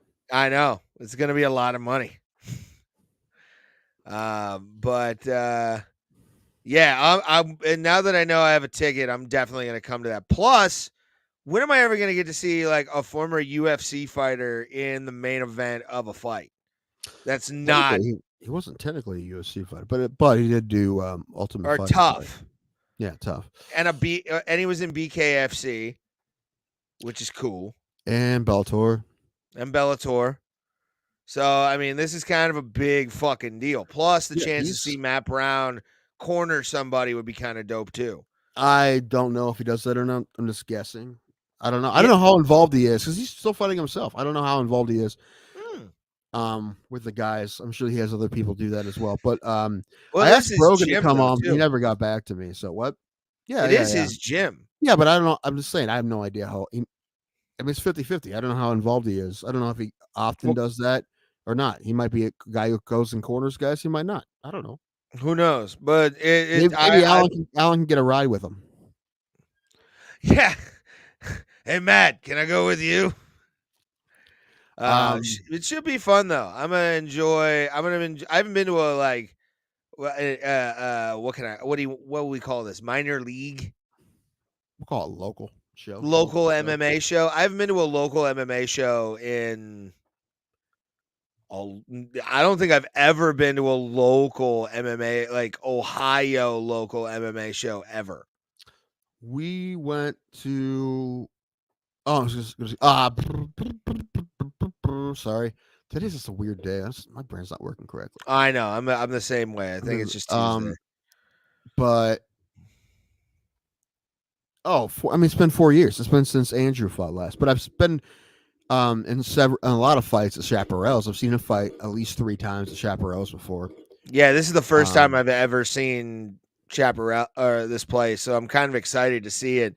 Not bingo hauled up. It's fine. It's just it would be nice if it was bigger. It'd be nice if it had better parking. Although when I passed it the other day, the church across the street didn't have a cross on it anymore. So it's possible there's not a church anymore. And if it's not anything, that means we could park there. And it could be a mosque soon. That's fine, as long as we can park there. True. That's because the parking there is weird, and I'm not going to show up on time. I'm not going to be there especially because I will not be sitting next to you or standing. Well, I might be standing next to you if I feel like getting up, but during the fights in general, I'm probably, to be honest with you, gonna hang by the bar most of the fights. I'm gonna have some drinks. I'm gonna get. Alan got us seats, so that's why you can have my ticket. Yeah, I might stand because like if I'm working, especially that day, because I think I'm gonna probably be working that day, so I'm gonna be sore as fuck. Most fights for Ev Andrews when he fights, like, because I'm like more into his fight than anybody else's. I like stand up and like move around so I can see. That might happen, but because I have a cage side seat, I might not have to. So I might be. Wait, we're cage side. We're fucking cage side. No. Me and Alan are. You have a GA. Oh, then I'm standing by the bar the entire time. Yeah, so I'm like, we'll be in our seats, but I'll move around. I'm not going to be sitting in the seat the whole time. Yeah, I'll be standing. And plus, we won't be there the whole time. I mean, we probably want to at least get there to at least 8:30, probably a little later. Because what time does it start? 8? 7. 7? There's like 14 or 15 fights in the card. I know. That's why I'm kind of like I fucking kind of want to. I do want to go because one, I want to. Jake Digman will probably be ring announcing, so I want to go get a Jake Digman hug. There's always anytime I see Jake Digman, I hug him because he's such a wonderful guy. Do you have anything to record good audio with? Not good audio, but audio. Yeah, phone, but like. No, like a microphone that you plug into the thing and your phone. It records. Yeah, it's shitty, but it can get the job done. If you want to message Cage Thunder, I would love to do that. No, I mean if we get there, if you got there early. Oh hell yeah! Just fucking ask Jake. I mean, because we asked him when he was on if he would do it. he would do an intro for us. Yes. And he said, yeah, absolutely. Yeah, I'll do that after the show. I think that's an after the show. Yeah, kind of okay. thing, Yeah, okay. rather than before. Yeah, I have no idea. Well, apparently we're going to the Browns game the next day, so I'm gonna probably be You staying have up there fun. somewhere. I'm gonna be recovering in my home bed. opener. It it'll be bad, man. It's you will probably have fun. Knowing you and how you like local wrestling shows, you'll probably have a blast at a chaperone. I need to tell you, I've had some of Again, I wish it was just a little bit nicer area, but it's not bad. It's not bad. I've seen a lot worse. It's just I wish it was a little bigger. That's all. I know. See, the I'm not. promotion does too because they could fit more people in there. But okay, go ahead. I'm not about the venue. Like there are certain venues that I love. I love the Odeon for pro wrestling. I think that's great. I love the Temple Live downtown. I think that's a great Just place the to go for comfort pro guy. wrestling. I don't like to be like. That's all. So, well, I mean, we both take up a lot of space. I Yeah, mean, that too. so But that's even when I didn't, it's still the same. That's why I think I'm gonna give the bartender like a 20 spot as like a tip immediately, so I can just like get drinks from the whole thing like right on like quicker, so I can just get. Usually, I know there's one spot up top where there will be a bar, but there'll also be like a couple pop-ups down below. It has a second level. Kind of. I don't know how to explain it. Like, is it one of those like two steps? It's like two steps. Yeah. Up. Okay. Yeah. I saw what you mean by that. I'd still like kind of hang out in a bar area where that's like kind of above the action, because no matter where you sit, as long as if you're not like where I stand, where I would stand last time, I was staying in like that area. Yeah. And well, I don't know if they're doing it, but Honor used to have screens up so you could watch the feed. It could happen. I think that would be smart. Yeah, I mean, Honor used to do it. I don't know if they do it or not. I didn't ask. I haven't been to Cage Thunder yet, but Cage Thunder, Cage Madness, Cage Aggression. Come on, guys. Well, it's no. What do we call ours? Cageness. Cageness. Yes. I like that. What do we call it? That's what we should call ours. Is cageness. Cageness this weekend. Tadmore Shrine. Conquest MMA. I'm excited. If you want to donate to that, it'll be run on donations. So down there, sometimes the fighters will get paid, sometimes they won't. We just decide. We're gonna take all the money we make in a bushel basket and throw it up. You pick from the tip jar. Winners first. Well, what we'll do, Tim, is we'll put it in like a bushel basket. You know those bushel baskets for like apple picking and all that kind of shit. We'll take all of the money that we can get from the night of the fights and throw it up in the air, and whatever sticks to the ceiling, the fighters get. Everybody gets to be going a cash machine, which is a box with a leaf blower, like fundraising when you were a teenager. Yes. Winner gets person with the most money gets a spider ring. That's you. They don't get the money. They get spider rings for participating. Frisbee, pack of pencils. If you could think, I would honestly, it would be between, when it comes to like the participation trophy of arcade prizes, are definitely like the Goofy eraser and the spider ring. Like those are the two, no matter what, how many tickets, you can always afford them. I never spent my tickets at the casino, the arcade at the casino. Yeah, I still actually have my the swipe card in my me too. wallet. I had a Dave & Buster's card from the last time I went to Dave & Buster's 3 years ago in my wallet. I gave it to my niece when they went last week. I wanted to go, but I didn't have the money. It was really bummed me out. I couldn't go. It had like 20 tickets on it. I told her, I'm like, there isn't a lot, but there's definitely, I'm pretty sure there's tickets on it. They don't expire, which apparently they don't. But it saves you like $3 not buying a card, though. Exactly. Apparently they spent a lot of money there. They had, because it was the last day before school started, and they had a whole thing, So I wanted to go, but I couldn't afford it. I'm like, fuck. Like I said, right now I have $20 till Friday, so or Saturday, whenever I get my money. Maybe tomorrow. That'd be cool. I was gonna say I get paid tomorrow, so I got a lot of money to dole out tomorrow. Fuck. We'll really hoping I have a good check. Me too.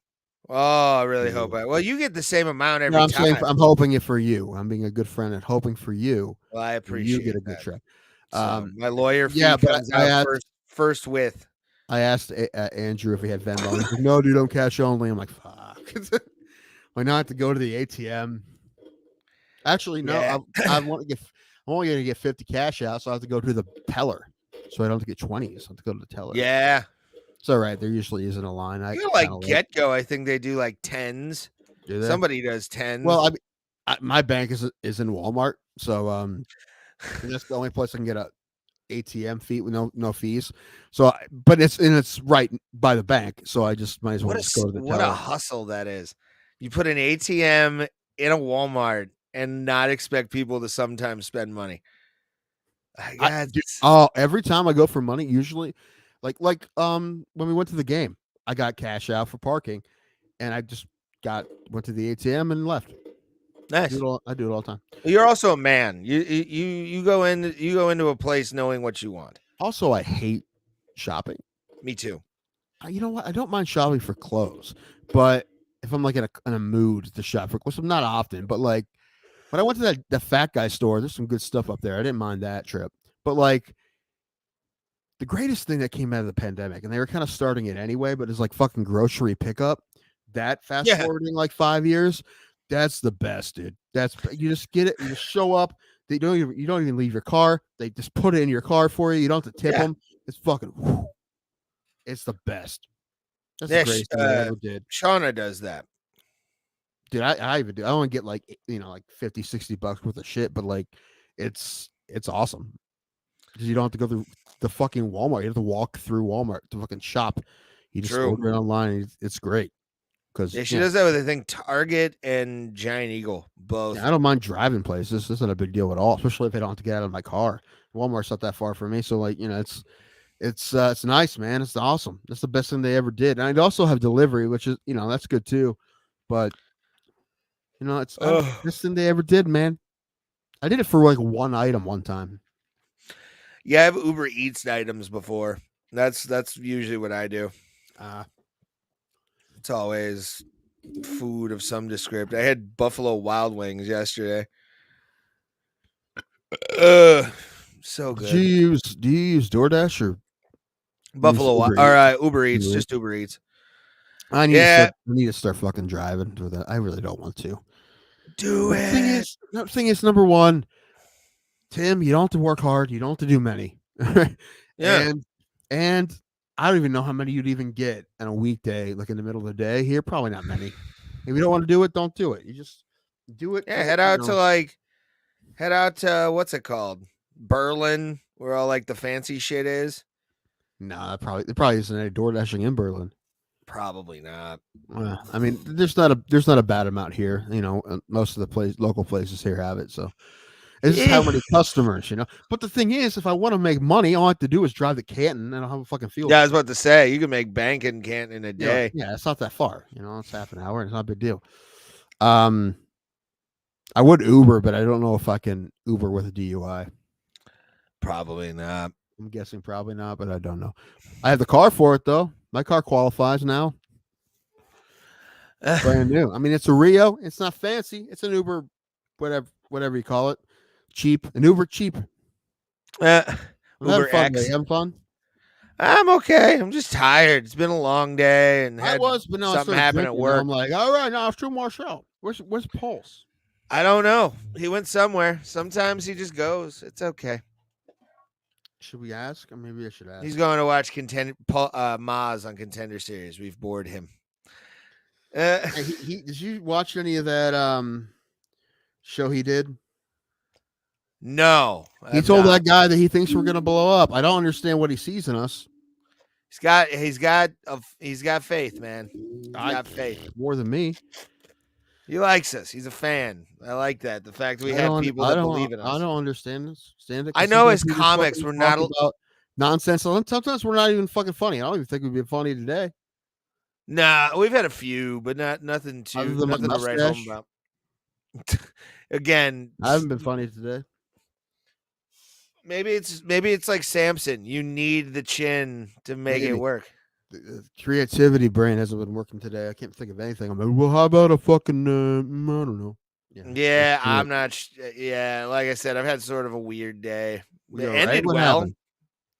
It's something I'll talk to you off air. Is Point Break a good movie, Casey?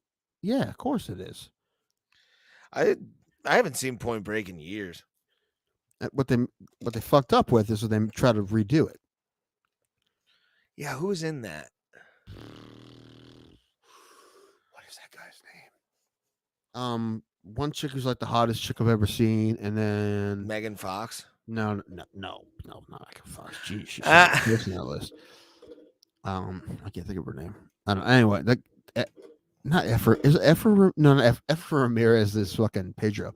No, what is that guy's name? Hector something? I don't know. The guy who was in Florida Man. Did you watch Florida Man? You don't need to. Oh, apparently that telemarketer show is over. There was only 3 episodes. I figured there would be more. I don't know. The third, I mean, it's decent, but the third one kind of like, I wish more would have happened. But that first one makes you feel like, dude, this is going to be the best show of all time, and then it kind of fizzles out a little bit. HBO sometimes does that, man. HBO will have where they did it like that with a show that's only 3 episodes. I mean, it's interesting. You learn about fucking bullshit, illegal telemarketing and shit. It's crazy. They're getting robocalls, and they because these guys were telemarketers. They hear one, they're like, dude, that's fucking Joe Macco, and it's a robocall. And they recognize the guy's voice. They know it's a robocall, but they recognize the guy's voice because I used to work with him. Like, this guy's been dead for a year. That's wild. Yeah, dude, they use robocall voices that people have quit forever, and even people that have died, they'll use robocalls of them. Which, dude, if they die, fucking stop it. Like that's there's just out of principle, out of just not being a piece of shit. Just if now it's very possible that if they leave, you don't know if they died or not. But fucking stop it. Anyway, but I mean, we already knew telemarketers were piece of shit, but the people behind them, even the charities, some of the charities they call for, that's fucking ridiculous. Oh yeah, it's so bad. Luckily, talking about they were bribing cops and shit too to go with like it's all kinds of crazy shit. And I wish I would have gotten more, but it's a clusterfuck for sure. One great line in it is some guy they were interviewing. They were like, regulating telemarketing is like trying to regulate Somalian pirates. Pretty much. But it's bad. They would lie about being cops. And like one place got shut down, but then just a new place started doing it. Well, and the robocallers, if you ask the robocaller if they're a cop, they'll say yes. Because a lot of the fundraising they do is for Fraternal Order of Police. They're like, are you an officer? They're like, yes. But that's okay because it's a fucking machine. It's fucked up, dude. I didn't know this part of it. I didn't know how fucking corrupt the whole system was. I mean, I knew telemarketing people taking money from mostly old people and vulnerable people, but it's a lot of people that, I don't know, if you see anyone with a bumper sticker of a Fraternal Order of Police, whatever, they gave money to them and they got ripped off. Probably. Yeah, 90% of it goes to the telemarketing firm. That's fucked. And at one point, they were lying about it. They were telling them that they 100% went, and now they also go PACs. There's like no rules on fundraising for PACs, political action campaigns. So I know you know what that means. I just said it for anyone who doesn't. But because Congress makes the rules and they don't give it's PACs. So you can say 100% of the money is going to whatever, even though it's not, and it's a bunch of bullshit.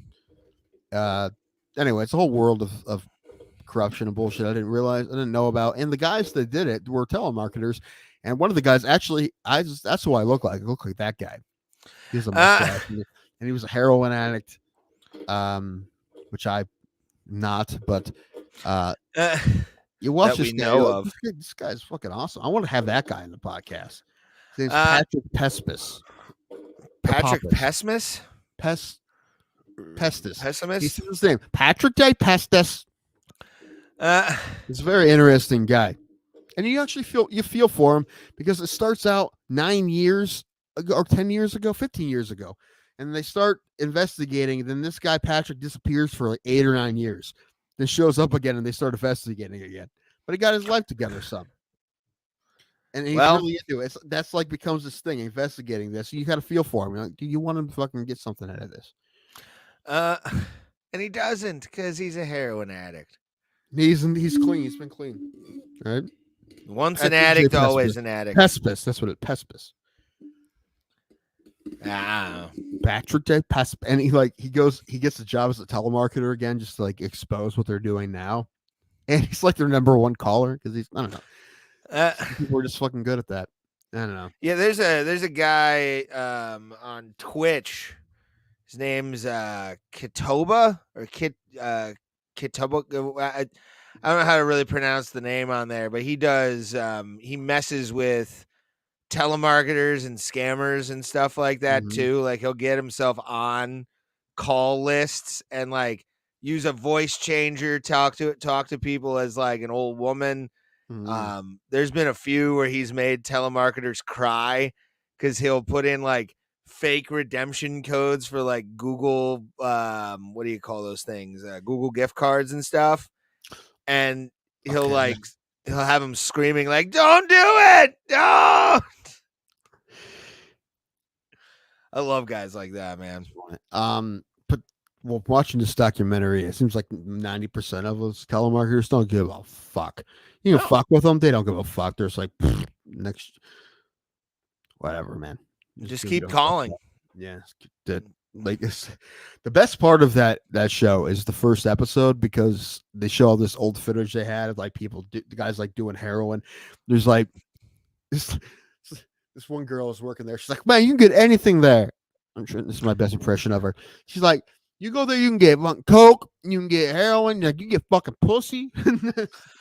They're selling fucking blowjobs at it was the Wild West, and it was mostly criminals. Oh, I bet it still is. They're the best. They're the best fucking salespeople on the planet. Right. They need jobs, man. Listen, I don't give people shit for being a telemarketer. I give the system people need jobs. You need a job, you need to eat. I get it, man. I get it. I'm fine with that. But it's the system. The system's the problem to me. More than the callers. Much more than the callers. Callers, especially appropriating fucking Americans trying to fucking work, dude. It's fine. Yeah, it's not great, and they don't love it either. But it's the system. The system's failed everybody. Oh hell yeah! And when it's bad, they were talking about. There's a guy who's obviously he was senile. It was his 80s. He was give them $1,000 every day, and they did it for almost 3 months. Wow. And they kept calling him, knowing there's something wrong with this guy, knowing he was senile, but the money was real. It took $82,000 off this guy. Ugh. Yeah, there's a lot of stories like that where you're like, fuck me, dude. Sounds like the one thing from the documentary I like called Crime Inc. It's like a documentary about the mob. Cleveland's mentioned in a couple episodes. Danny Green, obviously, and then like you think about the mafia, man. You wish you were fucking a low-level enforcer, don't you? Or Aaron boy. I love the romanticization. You love the romanticization of everything in the past. You're one of those fucking creepers. Yeah. That's why you lean right. I want everything to go back to where it was. No, some things we can keep in 2020, 2023, 2024, like but human rights. Yeah, those are nice. I like those. Except for we need to talk. We need to get us on the ad hominem attack show against each other because I've been thinking of some shit. I gotta keep it to myself, but I got a couple, dude. Honestly, I don't think you're going to stand a chance, to be honest with you. No, I suck at writing roasts. I'm not great at it either, but because I've known you a while, and I've had a lot of time, I have some for you.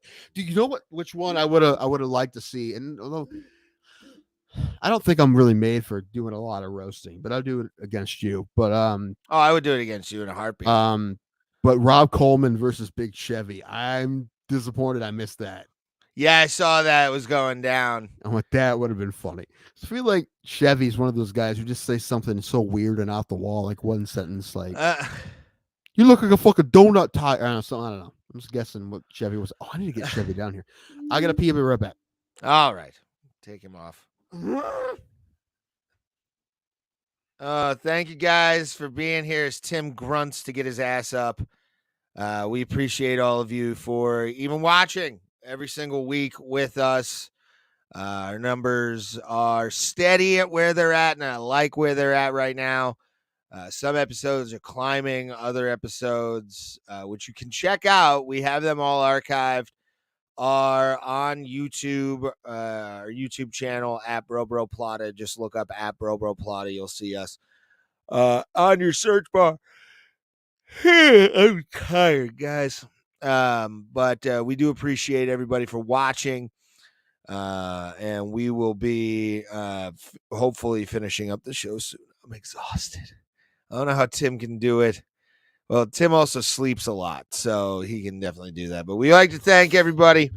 Join our Discord down below, link in the description, along with links to our social medias as well. Yay! And a link tree. We have a link tree down in the description as well.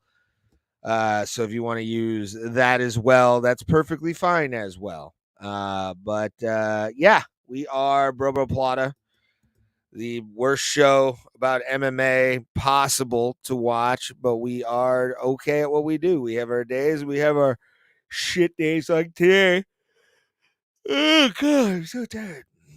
But no, seriously, thank you guys as always for being here. Shout out to the MMA holes who was in the chat last night with you guys as well under the Bro Plata YouTube. So we definitely have that. Tim is back. Honestly thought that was fake for a second, by the way. For some reason, my brain went to a place where I thought like you looking in the thing was fake.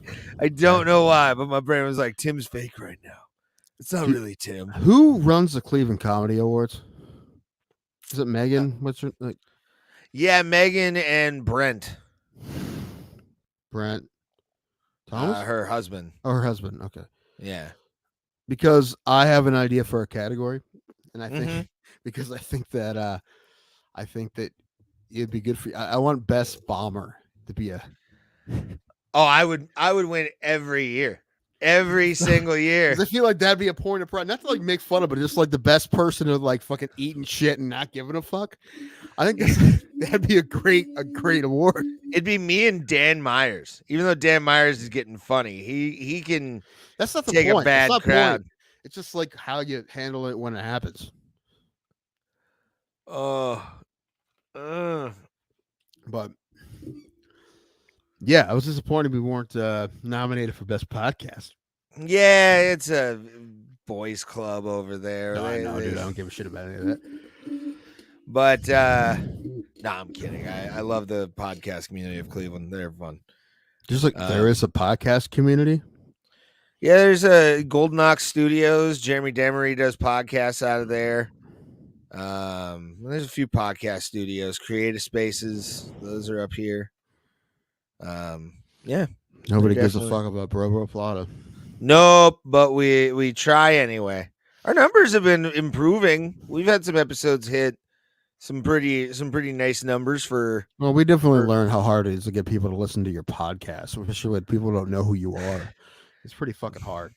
That was a quote actually that Adam Carolla said to Anthony Cumia, where he's like, "What starts at what? How do you get a successful podcast? Be famous." Yeah, yeah. You know how fucking hard it is to fucking. Yeah. It doesn't have That's to how be good. A successful podcast happens. I'm not saying ours is better than anyone's, but I will say this: there's no way it's the worst. God, no. I've heard some really bad podcasts. At least we can go back and forth. It's just people be like, "So what'd you do today?" "Nothing. I went to work." "Right on." This is the whole podcast, you know. Why? Lucky for us, Ray doesn't stop talking, so that kind of. Same with you talking over people. I have ADHD. That's what that is. I know. I have it too. Dude, And I control it. my ADHD. I don't. Mine's fucking out of fucking control, man. Take the reins, Tim. Take the reins of your life. Dude, it's hard fucking ADHD, man. I need medicated, and I'm not because everybody thinks everyone in T County is a fucking criminal. It's fucking bullshit. Anyway, Well, I mean, there's a lot of them. moving on. Mary was telling me that like she tried to get on ADHD shit again, and they're like, "Well, it sounds to me like you have drug-seeking behavior." She's like, "I used to be on shit. So she had to like get her old scripts or something from another doctor. She had to call and get they had to send orders to her new doctor to say that she's been on it before. She's not just fucking making shit up. That's nuts. I know. I have to do the same fucking thing though. It's like it really. Like I told you, I got the cops called on me before at a pharmacy. Like it's just. I understand it, but it's so frustrating. It's like the people don't give a shit, man. They just want to cover their own asses. That's why I got fucking cold turkeyed off 2 fucking controlled substances. Mm-hmm. Well, one of them, they said I was drinking too much. I'm fine with that. But the other one, they literally did not have an answer for me. They're like, well, you're not doing that much right now. That's what they said to me. You're not doing that much right now. I'm like, what? You don't know what I fucking do. Just because I don't have an actual day job doesn't mean I'm not doing shit. Which may be true, but like, I stopped writing and all that shit after they took all that shit away from me. I was doing a lot. Anyway. I don't know. Drink Monster. Kill me. Maybe a stimulant like that'll fucking hit you. No, it's a terrible idea. What a doctor? That's how I get through days. Listen, you already tried to be a doctor a couple times in today's show. I have. You don't need to. I have a PhD in COVID shit. I got it. As the great Brett, we got Brett on here. The great Brett Tarhoon said, graduated Magael Lowley from YouTube University. Exactly. Goddamn right. Magael Lowley was trending on Twitter for a while. You got that, dude. That's man. That's one of the. If you guys haven't seen anyone paying attention, Brett Tarhoon, look him up and that character he does. I also love he does it in his own name, which is fucking ballsy. Because a lot of people don't do that shit. These people, here don't even use the real name to comment. So he uses his real name to do a character that isn't him. Shit, people don't even use their real name a lot of times to do stand-up. Sometimes it makes sense. No, if you have a day job where I get it. I get it. But usually some people just like, I have a funny name. I'm going to be... All the examples I'm thinking of are actual people. I don't want to talk shit about anybody. Reggie Sparks with 6 X's. Somebody was talking about. It's my favorite people. My favorite stories in comedy are the people who are like insanely confident but are terrible. But like not just confident but arrogant. And are fucking awful. No, not you. You know where you are. It's different. People were like, "Oh, dude, but they were talking about this guy. I forget what he had a stage name. It was fucking crazy. What was it? I can't remember. Lil but Daddy? he was like, dude, you're not gonna be able to follow me. Stuff like that. Like, you better put me late in the show. Like that guy. And he like didn't have an act. I'm like, I love people like that, dude. Oh, those are the best. My favorite ever for that actually happened at Eurogyro. And in Kent, so there's one like kind of hood rat white boy, kind of like white trashy white boy that I'm funny, I'm hilarious. He signs up, does a minute and a half, goes outside and talk shit about everybody. No. Oh fuck, what's his name? TM Francis. TM Francis and him got into it as well. And TM just kept going, well, I'm funnier than you. I'm better than you. And he tried to beat TM Francis up. And I just kind of like went away from the situation because I knew a fight was going to break out. Dude, Tom's fucking, I love, dude. I don't know where he lives. He's in Oklahoma. Him. He still does stand up, but I think he's in Oklahoma. I want to say he's a trucker. He used to be a mailman, I think. But he's so fucking funny. One of the best joke writers ever. He really is, and he's still been doing it. I'm sure it's even better. Dude, I'll have him fucking headline my show if he comes out. Fuck yeah! I told you I'm having Dan, right? Yeah, Dan Brown. Next show, Dan Brown. Got to go tomorrow to get more dates because I need a date for Brian Kenny and I need a date for Mary, and hopefully they can give me 2 more by the end of the. I don't understand why they wouldn't. Yeah, I want to do one 5 weeks from the next one, and then another 5 or 6 weeks from that one. So 3 more before the year ends. Nice is the goal. And Dan was reasonable because I asked. He's like, "Hey man, he's like, cool, I'll do it." So can I ask how much it pays? I'm like, "How much you need, Dan?"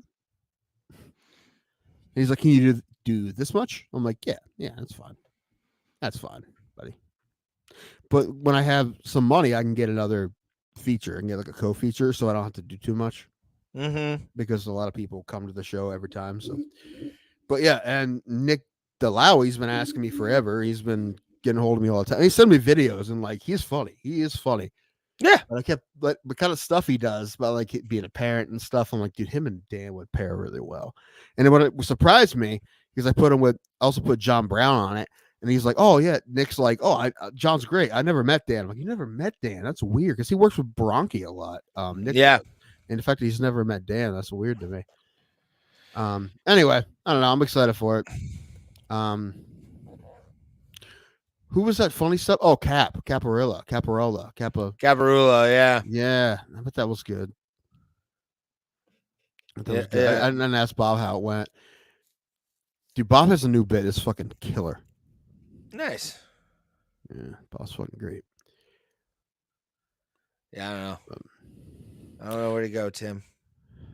Are we gonna do a show Thursday? Yes, we are. All right. So what we will see. Ray, let's finish my drink. All right. One more topic. Where's Pulse? Hold on. Pulse is apparently gone. Pulse has left us. He's left us high and dry. Oh, he's just like, "Hey, I gotta go. I had to go." Oh, good. Hold on. Let me hope everything's okay.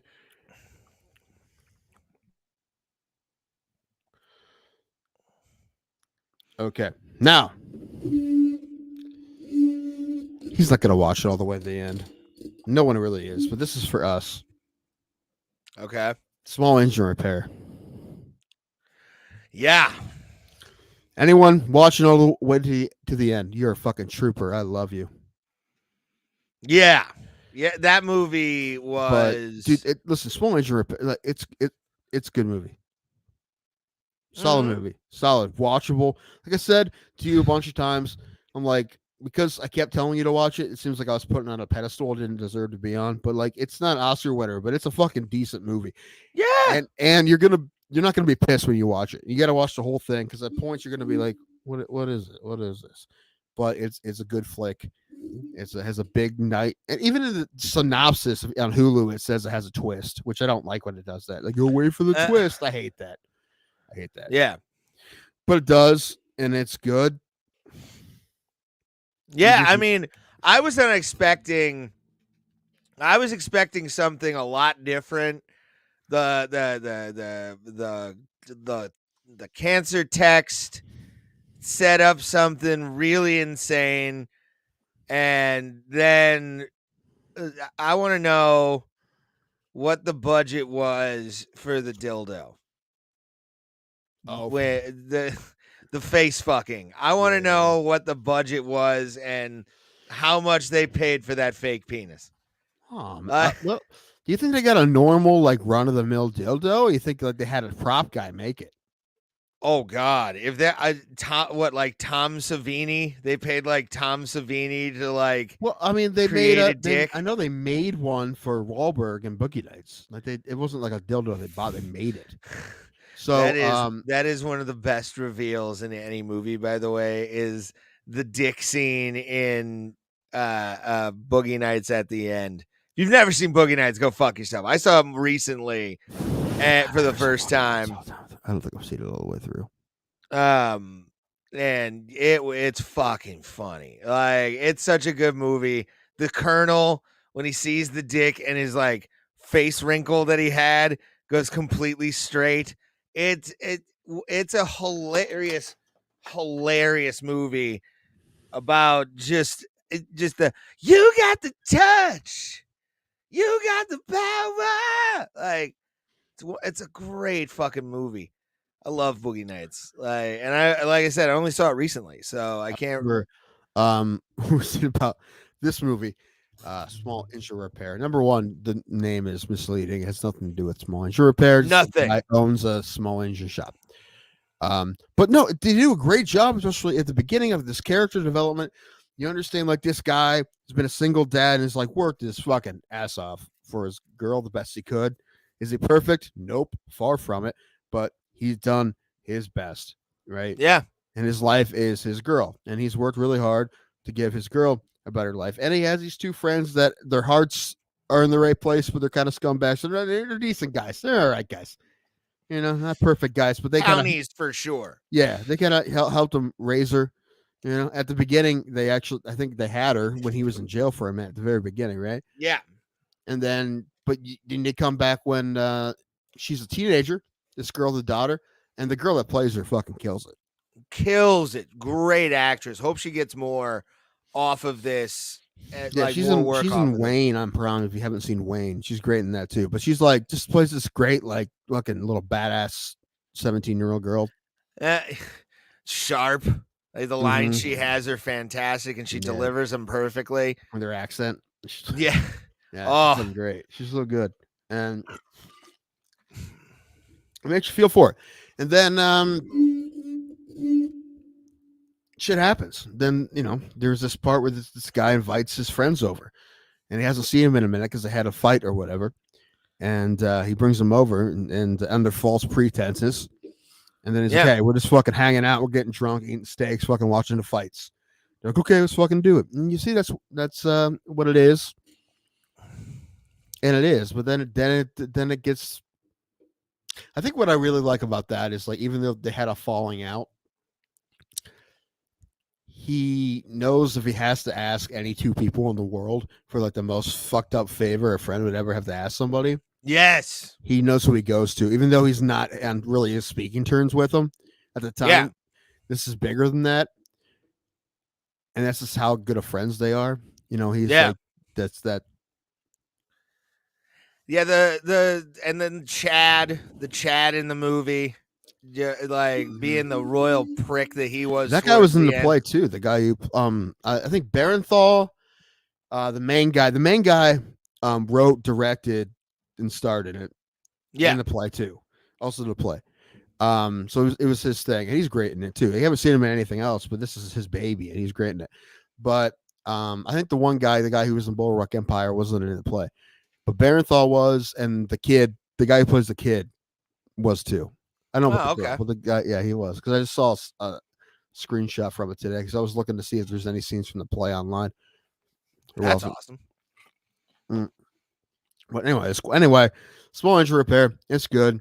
We somehow talked about it without fucking spoiling it. Yes. Although at this point I don't really care, but it's definitely a watch for sure. That was the point. That was the point of this game. It was your idea. I know. You have another one for me, man? Well, I haven't had any kind. I don't have any streaming services, so it's like. Well, this is your idea. I know. Idea. I thought I'd be I thought I'd be in a place more. Well, I haven't been. It's just it happens. But anyway, I want Pulse to watch. It's like I said, I found it on. I'm pretty sure I clicked on a list that was like hidden gems of whatever streaming or whatever, and it said that, and I'm like, Barenthal's in it, and I gave it a go, and I'm very happy I did because it was definitely a movie worth watching. And I've never seen a movie turn that much that late. Yeah. Yeah, like usually it's in like middle of the card is when it's that like thing changes at like deep act 3. Oh yeah, for sure. And then all of a sudden you go, holy shit! I don't know. My reaction was kind of something like that. Probably I'm like, this is a whole other what? what? I was like, this movie's great. So I'm like, what's gonna happen now? It's completely different. But it's definitely and Yeah, I the thing is, contemplated up to turning that, it off a few times. yeah, but you don't though. I Don't know. though. Well, that's what reason I kept going is I'm like, well, how's this gonna end? I'm like, it has to have an ending. It's not like it's just like, oh, and that was it. And I fell asleep on the couch. It's like something's happening. So you're just waiting, like something's gonna fucking Yeah. and especially with those guys wouldn't do a movie that shitty that doesn't have an ending. So like something's gonna happen. But I didn't expect that. I mean, there's kind of like a little telegraphing a little bit, but like Oh yeah. yeah, it's Yeah, there's some things where it's like, oh no, and then you're like, why are these important? And then you're like, oh God, what the hell did I just witness? Yeah, it's the dinner scene where the steaks were on the floor, where like he flips the table, was pretty intense.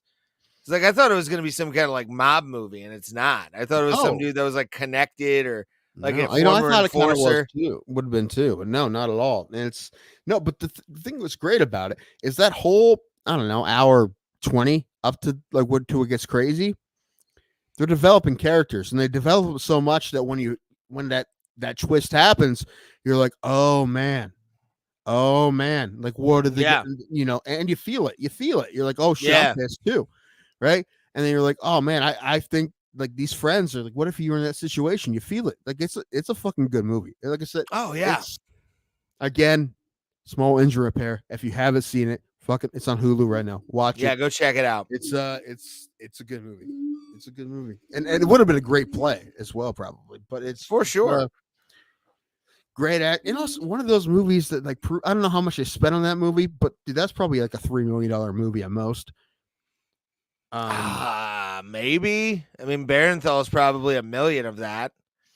Like, yeah, but he did the play, so he probably did it for fucking scale. Probably. But I'd ask for a little bit more if I was his agent. I don't know. But point is, it wasn't an expensive movie, right? No. And you can make good movies with that much. It's proof that you can. For sure. But yeah, I don't know. This is one of those movies most recently that I'm like, no one knows what this movie is, but I'm going to tell people to watch it because it's fucking. Yeah, I'm glad I did. I put my brother on my Hulu to watch that movie. I don't think he has. Well, he's like, he used to work at Small Engine Repair. So like, oh yeah. I'm like, no, it's nothing to do with that. Like, it's what it's called, but they had to call it something, and it's just he has a small engine repair shop, but it really doesn't matter much of the story at all. Just to know that he's been working at it to raise his daughter by himself. Yeah. He does such a great job. Anyway, just saying. Good movie. One of those movies that kind of makes me want to make movies. It's just the way they put the story together. It's just and how it's a cheap movie, but the script was good and the story's so good. I like it. Anyway, if you haven't seen it, watch it. All right, now I'm done. All right, guys. We will see you guys Thursday. Oh, Gars won. Thank goodness. Yay for you. Yay for you. But we will see you guys Thursday for our preview. 7 o'clock. Okay. Yeah. 7 o'clock Eastern Standard Time, 4 o'clock on the West Coast. We'll be talking about the most underwhelming card of the year, probably in France. Dude, really, Rose because Farreau? Gon's gonna win. Gon's gonna win. I want Rose Farreau. Okay, but Gon's gonna win. Like that's the main event of this whole thing. And like he's fighting Sergey Spivak. He's gonna Sergey can wrestle him, but he's gonna outstrike him probably. We'll talk about it more. We'll talk about it more Thursday. It's fucking no grappling ability. True. Yeah, we will. Dude, I think Spivak has a fucking really good shot, dude. Really good. Well, we'll talk about it Thursday, and from here on out, we will see you at the Kumite, fam. This is what a gorgeous man looks like, by the way. He's all jealous. He's all fucking jealous.